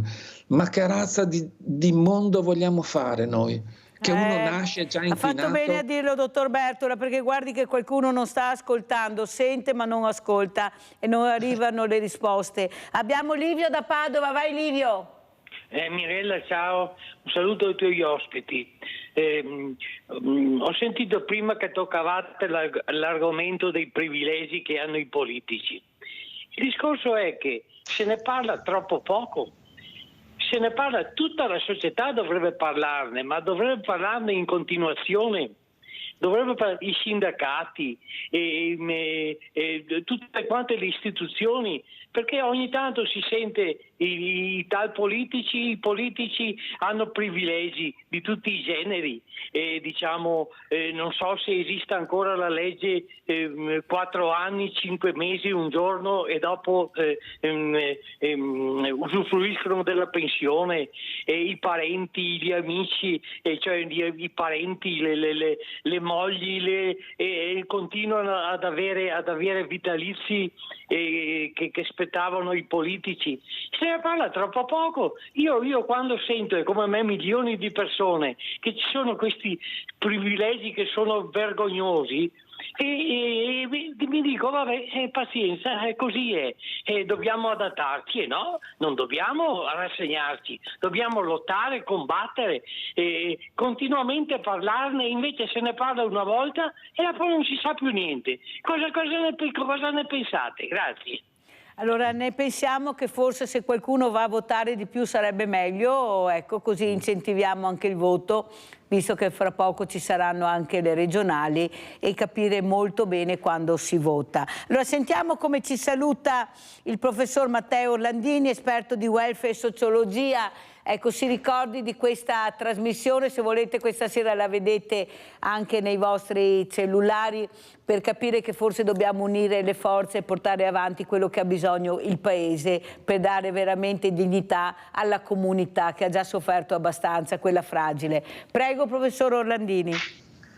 Sì, Mirella, io chiudo proprio su questo tua osservazione appello, cioè la politica, la cosa pubblica, la società ha bisogno sempre più e ne avrà sempre più bisogno di un'attenzione alla fragilità, perché è un tratto chiarissimo della condizione umana, della nostra contemporaneità, e luoghi come questo, anche se è una trasmissione televisiva, come l'associazione di volontariato, come tutto ciò che riguarda la società civile, come anche i medici per l'ambiente, aiutano a mantenere viva questa coscienza e questa attività. Quindi ti ringrazio sempre dell'ospitalità e rilancio su questo punto, che secondo me è quello decisivo per risolvere anche i problemi che abbiamo provato a tratteggiare in quest'oretta insieme. Grazie al professor Matteo Orlandini, esperto welfare e sociologia. Prima di passare i saluti del dottor Francesco Bertola, abbiamo Luciano da Desenzano in linea. Vai Luciano. Mirella e ospiti, buongiorno a tutti. Buongiorno. Buongiorno, ciao Mirella, ascolta, vorrei darti qualche numero, ma lasciami tra parentesi perché sai, siamo un po' confusi sulla sanità. Prima di tutto anche i politici in questa crisi di tanti anni dovrebbero fare la pensione. Luciano, non sentiamo niente. Pronto? È caduta la linea? Niente, non lo sento. Pronto? Pronto? Hai la linea che va e viene, Luciano, non si sente niente? Io adesso? Prova a parlare? No, chiedo alla regia, ma niente, non si può fare niente, non riusciamo a sentire Luciano. Vediamo se riusciamo a riprendere dopo, perché devo salutare il dottor Francesco Bertola. Dottor Bertola, come ci saluta? E cosa vuole dire anche al professor Orlandini? Lei chiama da Vicenza, il professor Orlandini è a Roma, c'è un'area diversa, dicono a Roma c'è un'area che forse dobbiamo capire che aria tira. Ecco, che aria tira? Ecco, cosa vuole dire il professor Orlandini? Che cosa vuole forse far capire anche che forse lui, che è più vicino alla stanza dei bottoni, deve farsi sentire. Prego, dottor Bertola. Io purtroppo non ho cultura di sociologia e di welfare, non me ne intendo assolutamente. Sono in pensione, ma ho lavorato 39 anni negli ospedali qua del Veneto e non me ne intendo molto, ma mi è piaciuto questo accenno al volontariato e mi è piaciuto anche l'ultimo intervento che dice sì vabbè e ci rassegniamo. Ecco, io credo che per dire le nostre adesso, perché è facile anche prendersela sempre coi politici, ma tutto sommato se i politici sono lì qualcuno li ha eletti, insomma, no? Allora, per pensare un po' alle nostre responsabilità, quello è proprio l'atteggiamento, quello dell'ultima telefonata, che dobbiamo evitare, quello di rassegnarci. Vabbè, è così. Certe volte parliamo di queste malattie qua e di qualcosa devo pur morire. Sì, certo, tutti moriamo e non scegliamo noi come, ma essere così fatalisti, se dopo ti capita perché se muori per un infarto di notte finché dormi, ok, ma se dopo ti fai 5 anni di chemio e radioterapia, decadi sempre di più e alla fin fine muori che pesi 45 kg per tutte le cure e il tumore che ti ha devastato, pensiamoci, un po' più di attenzione alla salute. Secondo me sarà che noi siamo medici, ma è la cosa principale. Vede, dottor Berto, il problema è che molti politicanti hanno capito che il Minovò combatta la rassegnazione, lo sanno benissimo, è questo il grande problema e ci marciano su questo, tanto è vero che nessuno vuole cambiare la legge elettorale e ci sarà un motivo, nessuno vuole mettere il tetto alle pensioni, agli stipendi e capisce bene che non si va da nessuna parte, però anche come ha detto lei noi possiamo cambiare il sistema ascoltando e impariamo. Prego, dottor Bertola. Sì, no, dicevo, dipende da noi questo. Noi insomma facendo volontariato un po' lo capiamo, certo siamo abituati a non essere ascoltati, non è una novità, però noi ci proviamo sempre, insomma, e questa è una grandissima forza di tutto il volontariato. Chi è il volontario? È uno che tutto sommato non si arrende, perché vede che c'è un problema e mette a disposizione le proprie capacità, le proprie forze per cercare di risolvere quel problema, non dice pazienza, amen. Tutti dovrebbero essere così, anche se non fanno i volontari. Se c'è qualcosa che non va, mettersi a disposizione per risolvere quel problema. Siamo una collettività, nessuno vive da solo. Grazie al dottor Francesco Bertola, Presidente Medici per l'Ambiente, ISDE, collegato con noi da Vicenza, grazie veramente e ancora grazie al professor Matteo Orlandini. Pubblicità.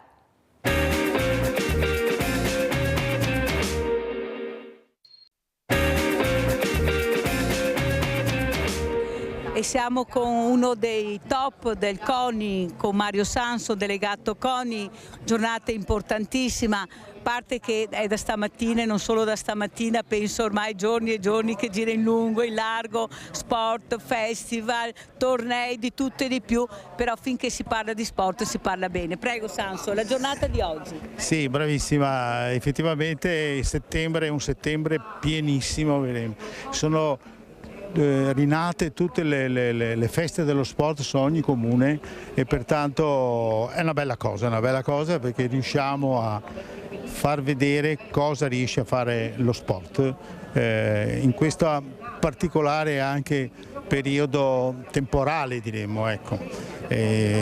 Oggi è un esempio di tutto questo perché noi alle associazioni sportive che come ho avuto occasione di dire in molti momenti, noi chiediamo alle associazioni sportive di allargarsi, di offrire di più, dare la possibilità di altri prodotti, perché l'associazione sportiva ha una valenza sociale altissima e dunque, anzi c'è una statistica, ho letto dei libri in cui si dice che lo sport è il formidabile connettore sociale. Oggi c'è la realizzazione di questo, perché qui diremo si uniscono le attività di varie associazioni con le associazioni sportive, dunque questa sinergia eccezionale e dunque si può ben dire e gridare che lo sport è senza barriere proprio, come è stata denominata la giornata di oggi. Una previsione per il futuro, questo CONI che è stato inserito nella Costituzione nel 2023, questa importante disciplina finalmente. È cambiato qualcosa, Sanso, secondo lei, e soprattutto anche il costo dello sport per le famiglie che veramente sono in forte difficoltà, io ne so qualcosa? Allora, diciamo che fra 5 giorni, il 20 settembre, c'è l'anniversario. È un anno che lo Stato ha inserito la parola sport all'interno della Costituzione, dopo 75 anni. In questa fase si dice all'articolo 33 della Costituzione che lo Stato riconosce le attività sportive in tutte le sue sfaccettature, in tutte le sue forme. Riconosce in questo momento. Il passaggio successivo è quello che lo sport diventi un diritto, come il diritto all'istruzione, come il diritto alla cultura, il diritto alla salute. E noi auspichiamo che quando si passa dal riconoscimento e poi al diritto aumentino anche i trasferimenti, i contributi, gli aiuti alle associazioni sportive, in questo caso allo sport in genere, ma alle associazioni sportive anche attraverso altri enti come i comuni, come le regioni e via discorrendo. Pertanto io la vedo in maniera abbastanza positiva questo. Indubbiamente ci abbiamo messo 75 anni a farlo entrare in Costituzione, speriamo di non aspettare altrettanto. Io penso che ci sia stata un'attenzione, c'è un'attenzione maggiore, anche grazie ai risultati che abbiamo ottenuto in giro per il mondo. Grazie a Mario Sanso, sempre in prima linea, e se questa manifestazione è riuscita è soprattutto anche merito suo. Grazie veramente, grazie. Allora, abbiamo in presenza Mario Sanso, delegato CONI Treviso, Comitato Olimpico Nazionale Italiano. Grazie Sanso di essere qui, un grande personaggio, diciamo è il grande burattinaio nello sport a Treviso, quello che sa tirare i fili, veramente guardate che fa delle cose incredibili, riesce a mettere d'accordo tutti, riesce a far sì che lo sport sia molto evidenziato, come non mai. Io non ho mai visto un settembre, diceva anche Mario Sanso, così appetitoso, così stimolante, proprio grazie allo sport. Saluto anche il professor Giuseppe Baschirotto, presidente Fondazione Malattie Rare. Grazie professor Baschirotto anche a lei di essere qui. Vediamo anche la locandina, perché anche il professor Baschirotto è un numero uno, guardate, con questi premi importanti delle malattie rare. Io posso avere anche una malattia rara, ma devo anche fare sport, devo unire, ecco, vediamo la locandina. Allora grazie professor Baschirotto. Ecco, cos'è questa locandina? Abbiamo assegnato ieri a Padova, all'interno del congresso nazionale della Società Italiana di Genetica, un riconoscimento, un premio, diciamo, importante all'unico uomo che attualmente al mondo è riuscito a curare una malattia dell'epidermide, la famosa epidermolisi bullosa, con la terapia genica. È l'unico uomo al mondo, quindi ieri abbiamo dato un riconoscimento, il doveroso riconoscimento a questa persona che ha contribuito con i propri studi a dare una splendida risposta a questa malattia. E abbiamo celebrato un matrimonio speciale a posteriori, tra scienziato e scienza, tra ricercatore e ricerca. Facendo in che modo? Dando a lui praticamente un anello, perché il matrimonio si fa con un anello, no? Ecco. Fortunatamente noi siamo a Vicenza, i nostri amici orafi ovviamente ce l'hanno omaggiato, un prototipo, pezzo unico, appositamente per la celebrazione di questo particolare matrimonio a posteriori, quando lo scienziato, il ricercatore praticamente ha ottenuto determinati risultati importanti.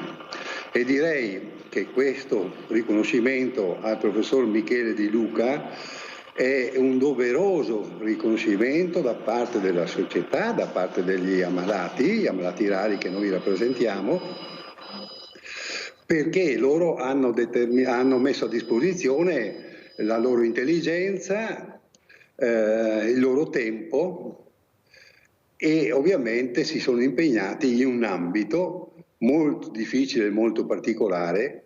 A volte hanno ottenuto molti insuccessi, però successivamente ovviamente hanno ottenuto finalmente un risultato che direi che è strabiliante. Pensate che l'articolo scientifico pubblicato all'epoca, perché è di qualche anno fa questo, all'epoca è stato messo in copertina alla rivista Nature, quindi alla massima rivista scientifica internazionale. Questa rivista ha voluto omaggiare questo strepitoso risultato fatto da questo scienziato italiano. Senta, professor Baschirotto, ma secondo lei, se io non la invitavo questa mattina a far capire l'importanza della scienza, della ricerca, di questi medici, ricercatori, scienziati che hanno la passione per migliorare la qualità della vita delle persone, secondo lei qualcuno lo sa? Purtroppo è difficile, nel mondo medico sì, fuori dal mondo medico un po' o molto meno. Anche nel mondo medico non c'è tutta la conoscenza e l'informazione che ovviamente dovrebbe esserci. Ecco, però ovviamente pensiamo che De Luca ha fatto... ogni matrimonio porta che cosa? Dovrebbe fecondare degli embrioni, no? Degli embrioni. De Luca ha fecondato degli embrioni, idee, con molta intelligenza. E poi ha partorito 2 risultati scientifici che diciamo sono strabilianti. Quello della epidermolisi bollosa, che ovviamente è a livello internazionale, cioè nessuno al mondo è riuscito ancora a fare un'operazione di questo genere, e poi ha fatto anche la rigenerazione della cornea con le cellule staminali, quindi altro parto importante che attualmente quel metodo suo è un metodo usato in tutto il mondo. Grazie professor Baschirotto, molto chiaro. Ecco, al matrimonio vanno anche i parenti, di solito gli amici, perciò pensiamo che l'informazione arrivi a 360 gradi perché sono informazioni veramente importanti per il bene della comunità e per la società in generale. Sempre di più questa ricerca e scienza, se va a braccetto, fa veramente miracoli. Allora, Mario Sanso, delegato CONI, invece questo matrimonio, questa passione che lei ha fatto con lo sport, col CONI in particolare, certo che di matrimoni ne fa tutti i giorni ormai, o 3-4 alla settimana, sono dei matrimoni che finiscono bene e sono dei matrimoni invece che finiscono anche con le separazioni e i divorzi. Però quello che ho notato è che cominciamo a vedere tanti ragazzi, le famiglie, i genitori che partecipano, il mondo dell'inclusione che una volta era diviso, e mettendo assieme queste fragilità non ci si accorge che sono fragilità, ecco, ma si vede solo lo sport e il divertimento. Prego Mario Sanso. Sì, grazie per questa introduzione. Diciamo che effettivamente mi rilascio anche un attimo a quello che è stato detto prima sul settembre, che è stato un settembre veramente di fuoco, ma non solo per quanto mi riguarda, ma anche proprio per le tante manifestazioni fatte all'insegna dello sport in sostanza, e diremmo per quello che come CONI abbiamo cercato di realizzare, perché abbiamo portato da quest'anno, e sarà anche l'anno prossimo, e speriamo sempre ogni anno, a settembre ci saranno sempre i festival per lo sport veneto. Nel caso particolare ne sono stati fatti 8, di cui le 7 province, però Treviso siamo andati in 2 posti, insomma, diciamo, ecco, che abbiamo fatto, oltre a Treviso abbiamo fatto anche Oderzo, e questo ha risvegliato un attimino anche tutte le altre manifestazioni che vengono fatte proprio in funzione dello sport, per far capire determinate cose, se è necessario, ma è necessario sempre, e torno a bomba effettivamente. Diciamo che in questo particolare momento c'è questa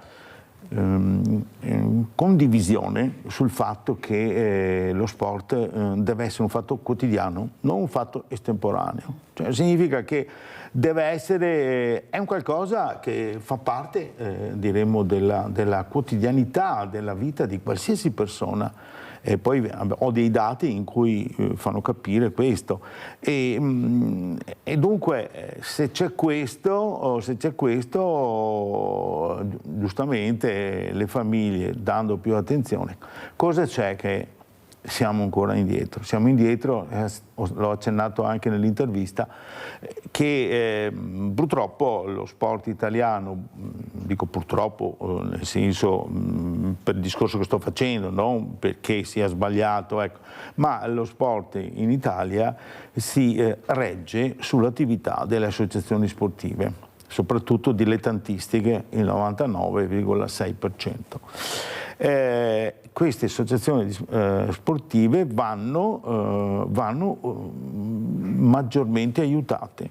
E in questo momento, se non c'è non ci sono le istituzioni che lo aiutano, gioco forza, la società sportiva deve rivolgersi, ok, ai partner, io li chiamo, ma sono gli sponsor e tutto. Ma soprattutto cosa succede? Quando questo non avviene, e avviene quasi sempre, la società sportiva chiaramente è costretta ad aumentare la tariffa diremmo, di utilizzazione dei loro impianti da parte dei bambini, dunque va a incidere sul bilancio familiare. E questo, coi tempi che corrono, bisogna stare molto attenti, perché ci sono delle famiglie che diremo sopportano parecchio da un punto di vista economico questa situazione, e quelle famiglie che riescono a farlo. Altre famiglie non portano il ragazzino, non portano il figlio a fare sport, e questo è gravissimo, è gravissimo.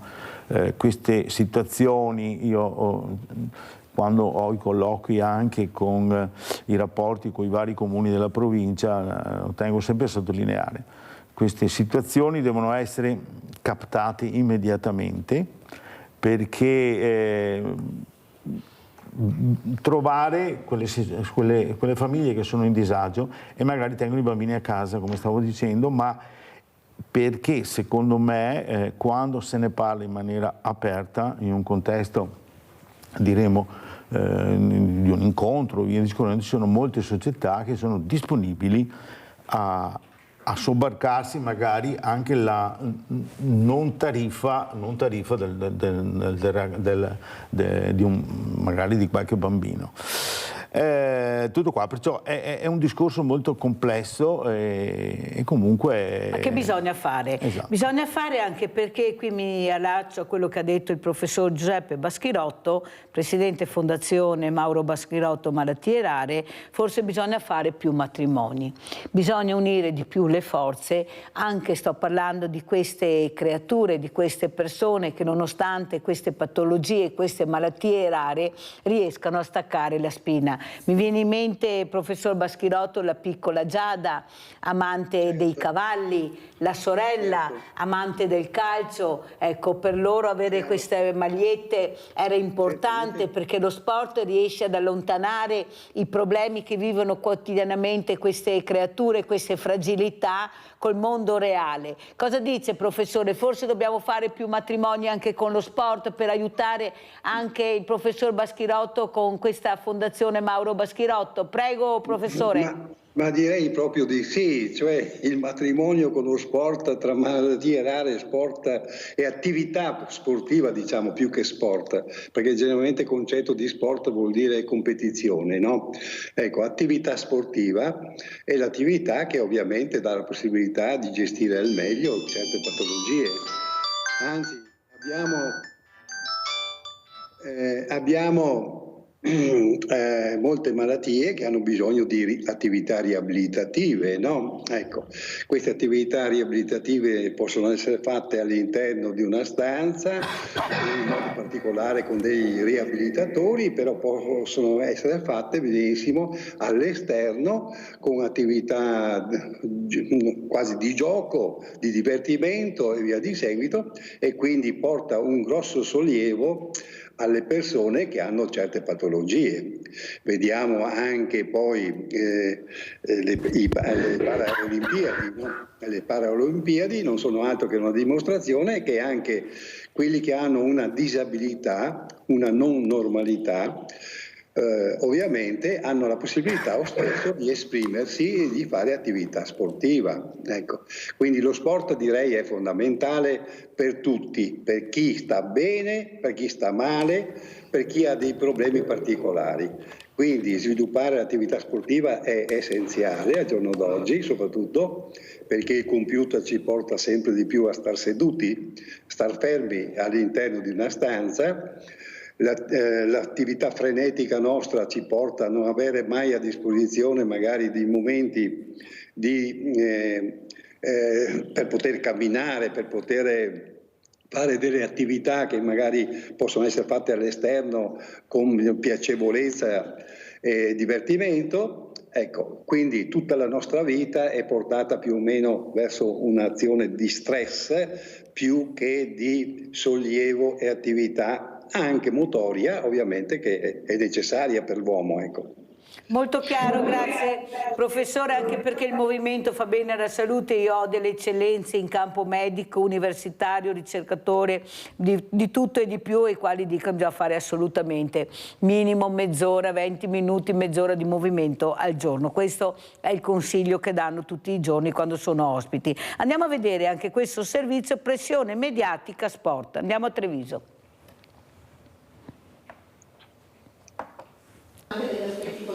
Essere atleti di alto livello al tempo dei social, un aspetto spesso poco analizzato, ma del quale tenere conto in questi anni in cui i media digitali sono entrati potentemente in campo, spesso anche più degli atleti stessi.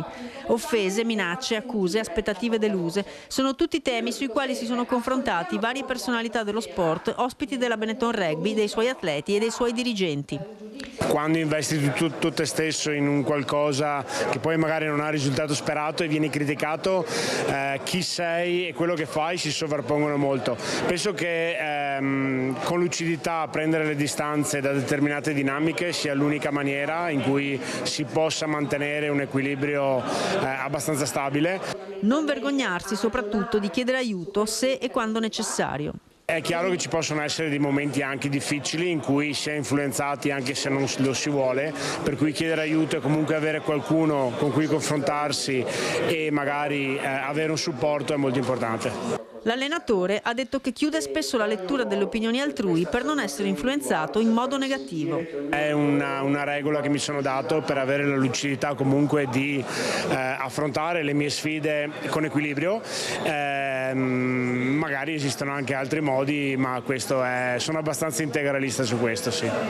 Michele Lamaro, capitano dei Leoni, sottolinea come siano proprio le sconfitte ad accendere spesso le polemiche, ma la reazione è sempre un fatto personale e va separata dagli obiettivi.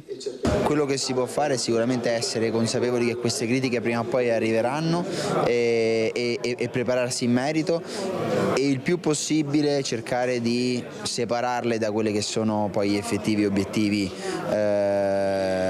di ciascuno. Nell'epoca dei social è fondamentale poi affidarsi a professionisti che questi strumenti li studiano e si preoccupano di capirne le criticità. Uno dei consigli che offre Marcella Bunus, psicologa dello sport, è quello di pensare bene a come e cosa si scrive. Lavorare bene sulla comunicazione e non veicolare informazioni di getto attraverso magari le emozioni, ma quando si pubblica sapere che quello che viene pubblicato inevitabilmente viene poi letto e interpretato da milioni di persone di cui noi non abbiamo assolutamente il controllo. Queste passate Olimpiadi hanno dimostrato che oggi una foto o uno sguardo fanno subito il giro del mondo e ricevono milioni di like o commenti, positivi o negativi che siano. Questo ha aperto, a mio avviso, un sistema, un modo di comunicare che continuerà avere un futuro. Bisogna riuscire, come tutti i cambiamenti, a trovare la giusta distanza tra l'utilizzo e riuscire invece a staccarsi magari nei momenti importanti delle competizioni. No. Molte cose cambieranno anche il prossimo anno per lo sport, perché veramente ci saranno le elezioni regionali, perciò si cambierà, si vedrà cosa si cambierà, però il problema è dare visibilità e supporto a queste realtà minori, chiamiamole così, Samson, che hanno bisogno di supporto, perché il campione nasce nella realtà minore, non nasce nella grande società, nasce nella piccola società, quella che sta veramente un po' col fiato sul collo e con respiro affannoso ultimamente. Prego, Samson. Sì, nasce nella piccola, però dopo la piccola per seguire molto di più l'atleta, diremo, ha bisogno di aiuti, in sostanza dopo va a finire magari su una società più strutturata che ha più possibilità, in sostanza. Ecco. Per quanto riguarda appunto, lei ha accennato al discorso delle elezioni, sì, beh, va bene, questi ogni 4 anni dopo le Olimpiadi scattano le elezioni, diremo, a livello nelle varie federazioni e alla fine di tutto il processo di rinnovamento, poi a marzo-aprile ci sono le elezioni del CONI in maniera molto alla fine, in sostanza, perché sono le federazioni che votano i vertici del CONI. Per capirsi, Giovanni Malagò, si sente parlare un po' qua, un po' là, ecco, diciamo che Giovanni Malagò sarà votato dalle federazioni sportive che diremo che ci sono in Italia, che sono 40, ma si dice che non poteva 49. più essere ricandidato perché ha fatto i 2 mandati. Sì, effettivamente c'è ancora questo tipo di incertezza, ecco, c'è ancora questo tipo di incertezza. Nelle federazioni, per esempio, non ci sono più limiti ai mandati. Dunque, ecco, anche se c'è un limite in percentuale, ma non vorrei tediare col discorso cioè al terzo mandato si va con il 75% dei suffragi. Ecco. E dunque, ecco, però le federazioni hanno personalità giuridica privata, possono fare quello che ritengono opportuno.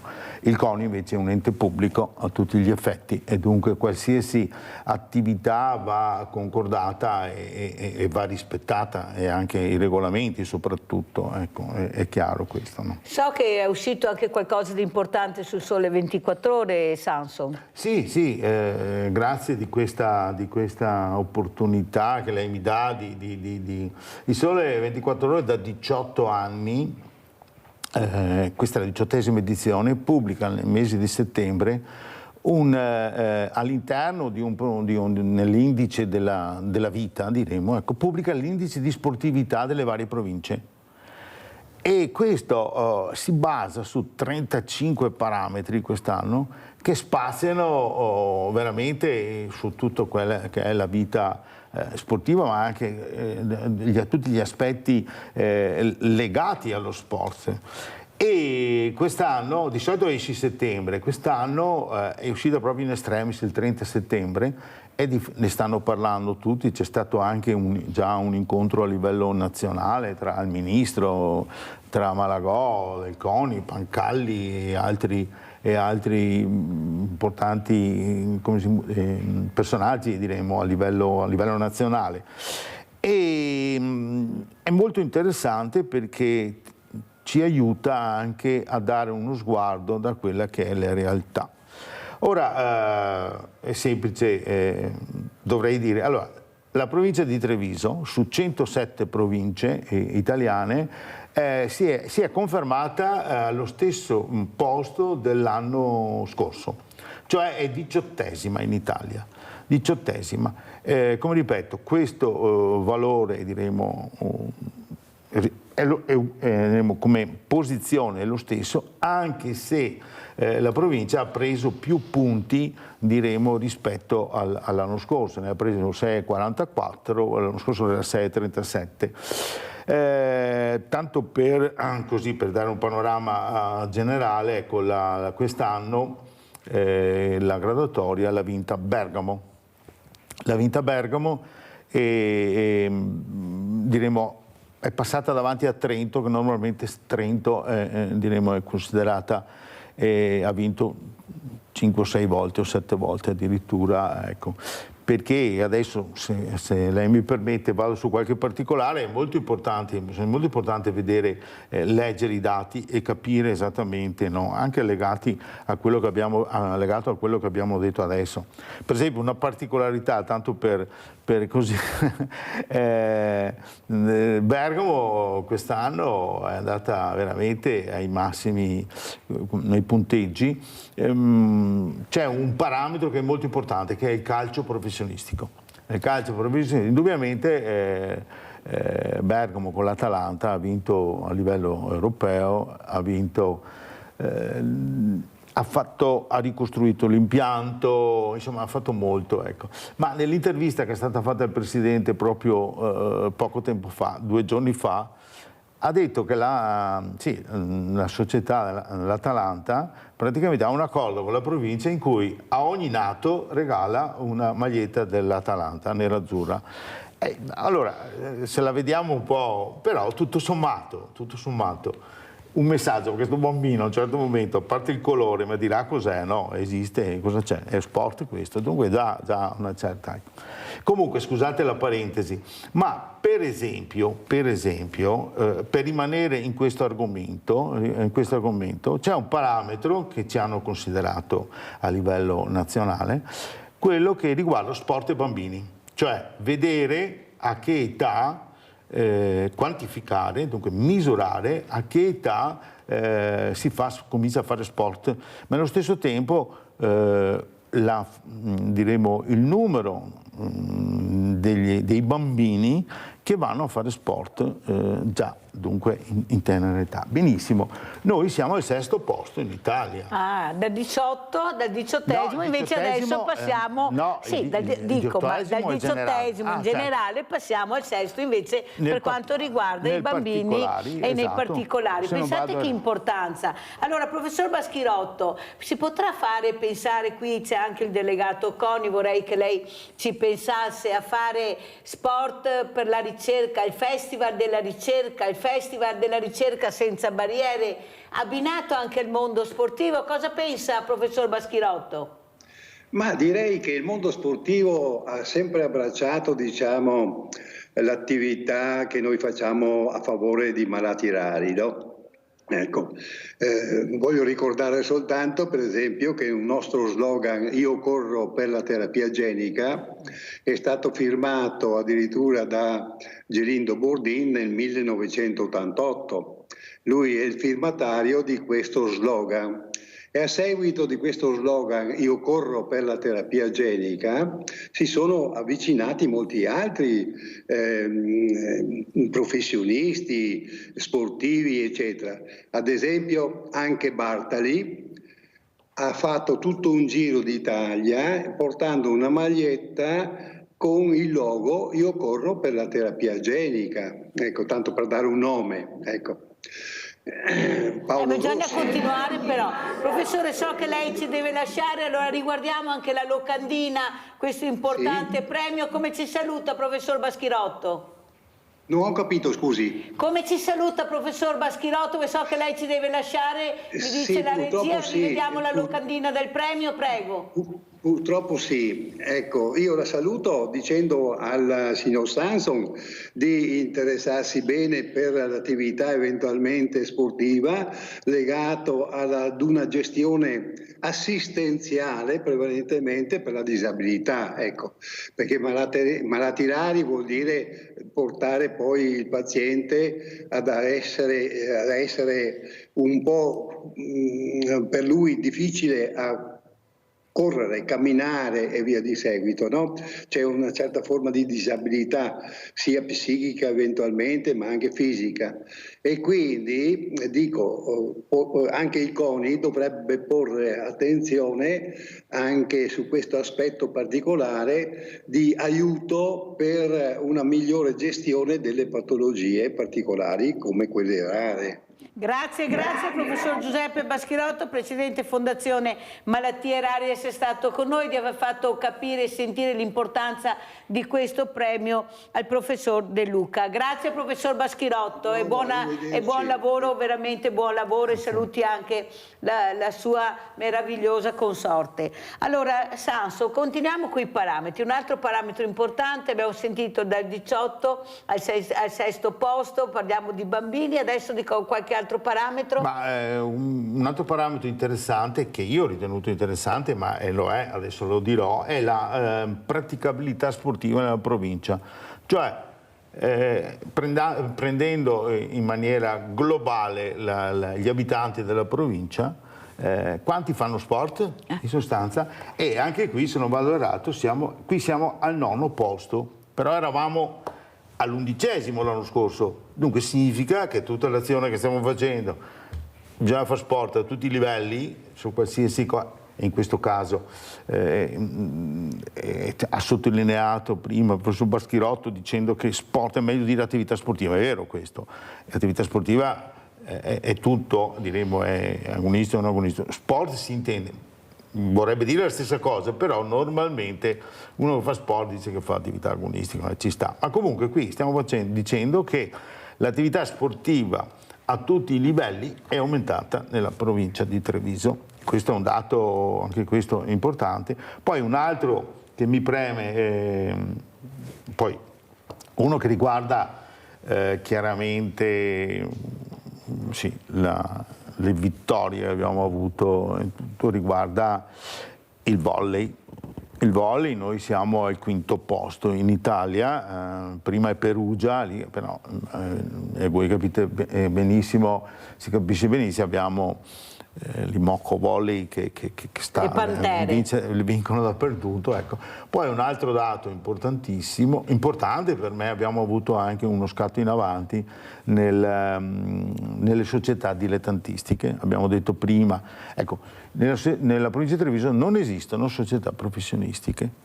Non esistono, a parte che il calcio è solo calcio, professionismo. Vediamo anche le immagini di Sport Senza Barriere, intanto che Mario Sanso parla, e da questi dati, di questi parametri importanti, ecco, cominciamo a capire che qualcosa si sta muovendo. Certo, bisogna investire, bisogna dare la possibilità veramente a queste persone, qualcuno anche di realizzare un proprio sogno, magari non avendo la possibilità di farlo, e queste strutture servono anche a questo. Quanto importante è avere anche delle strutture dove veramente c'è lo sport a 360 gradi e tutto gratuito? Prego Sanso. È fondamentale.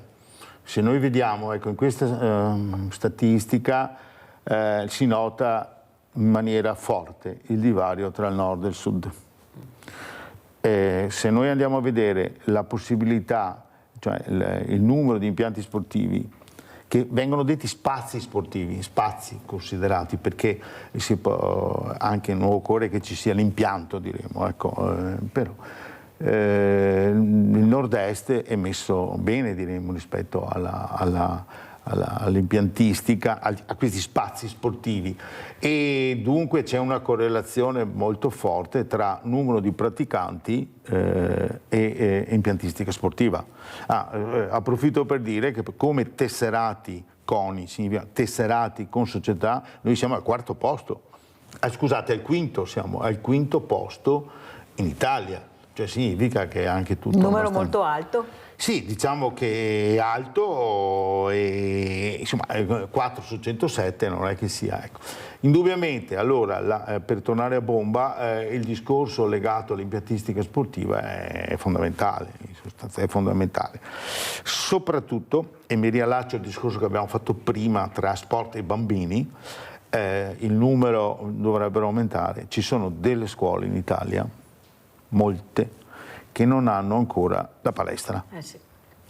E dunque questo, ecco, nella nostra provincia la situazione è chiaramente ottima se facciamo la correlazione con altre realtà, diciamo che si può fare sempre di più comunque, perché scopriamo ogni tanto che diremo anche in provincia di Treviso qualche scuola non ha Infatti mi ricordo l'ex sindaco di San Fior che lei ha conosciuto, che si lamentava proprio di questo, diceva non è possibile che io non abbia una palestra. Ecco, citiamo uno dei nomi che abbiamo sentito ed era molto amareggiato di questo. Prego Santo. Sì, perché capisco benissimo questa realtà.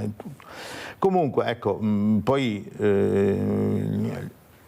per andare anche nel lavoro giornalistico, ecco, se vuole sapere, per esempio, media e sport, cioè giornalisti, quanti ce ne sono in proporzione allo sport, ci seguono, non ci seguono, e qua diremo siamo un po'... Beh, una bella partita con Media Nord-Est non sarebbe male, al di là di questo, non sarebbe male, sport... sentiremo cosa ne dice la proprietà, una bella partita, anche il direttore dottor Bazzali, una bella partita di Media Nord-Est. Allora, è lo sport seguito dai media, diremo. Come è seguito lo sport dai media in provincia di Treviso? Se guardiamo il dato di quest'anno siamo 37esimi, no? Però bisogna guardare sempre il lato positivo, eravamo 46esimi e allora siamo a 37. Siamo cresciuti.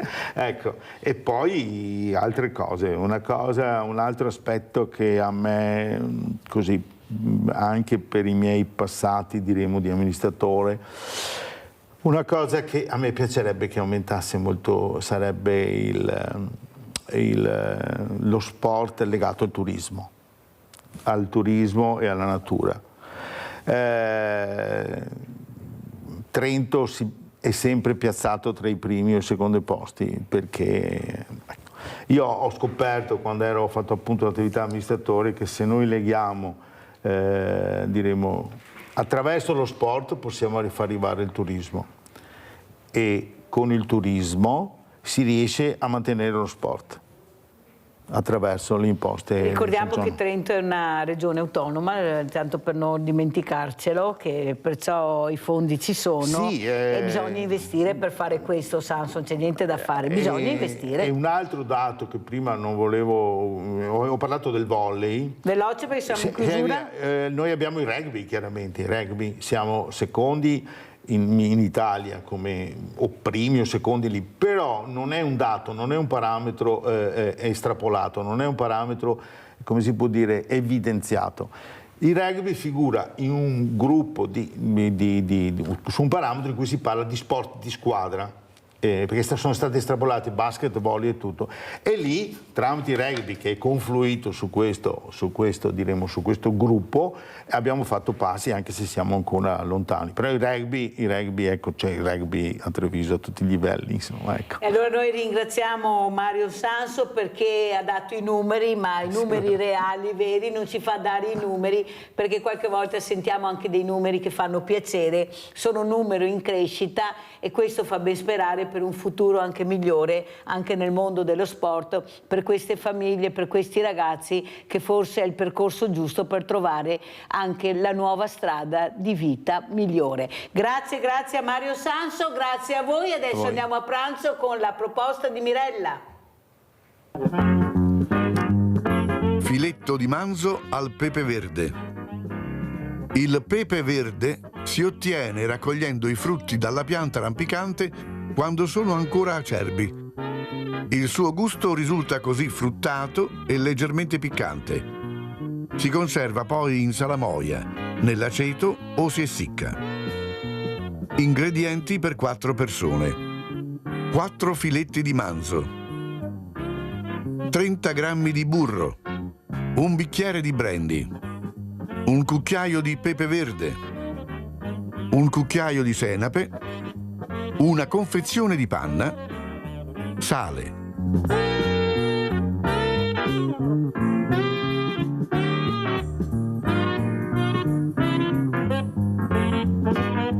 Schiacciate con il pestacarne un cucchiaio di grani di pepe verde.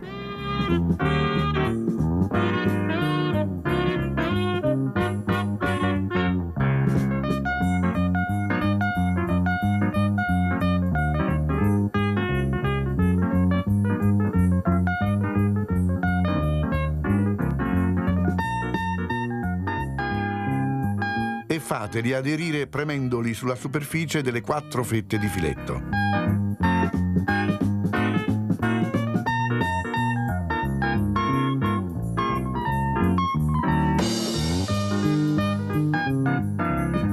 Sciogliete una noce di burro in una padella.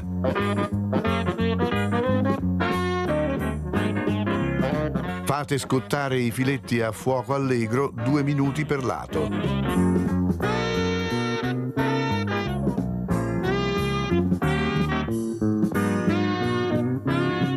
Dopodiché toglieteli e conservateli al caldo.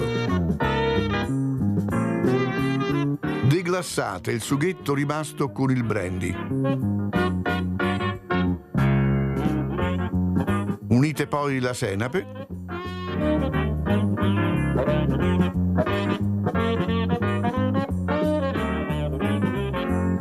la panna fresca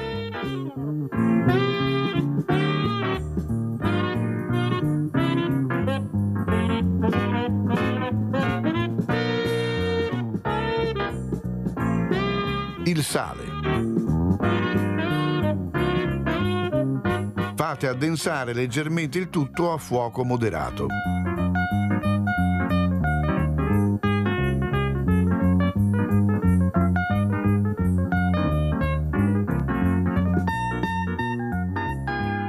Ponete di nuovo i filetti qualche secondo in padella a insaporire con il sughetto.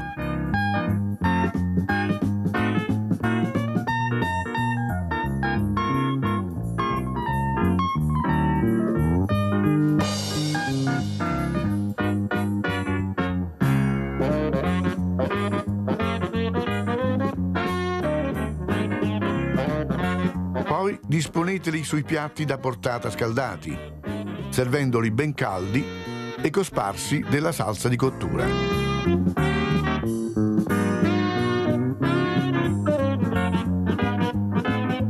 E buon appetito!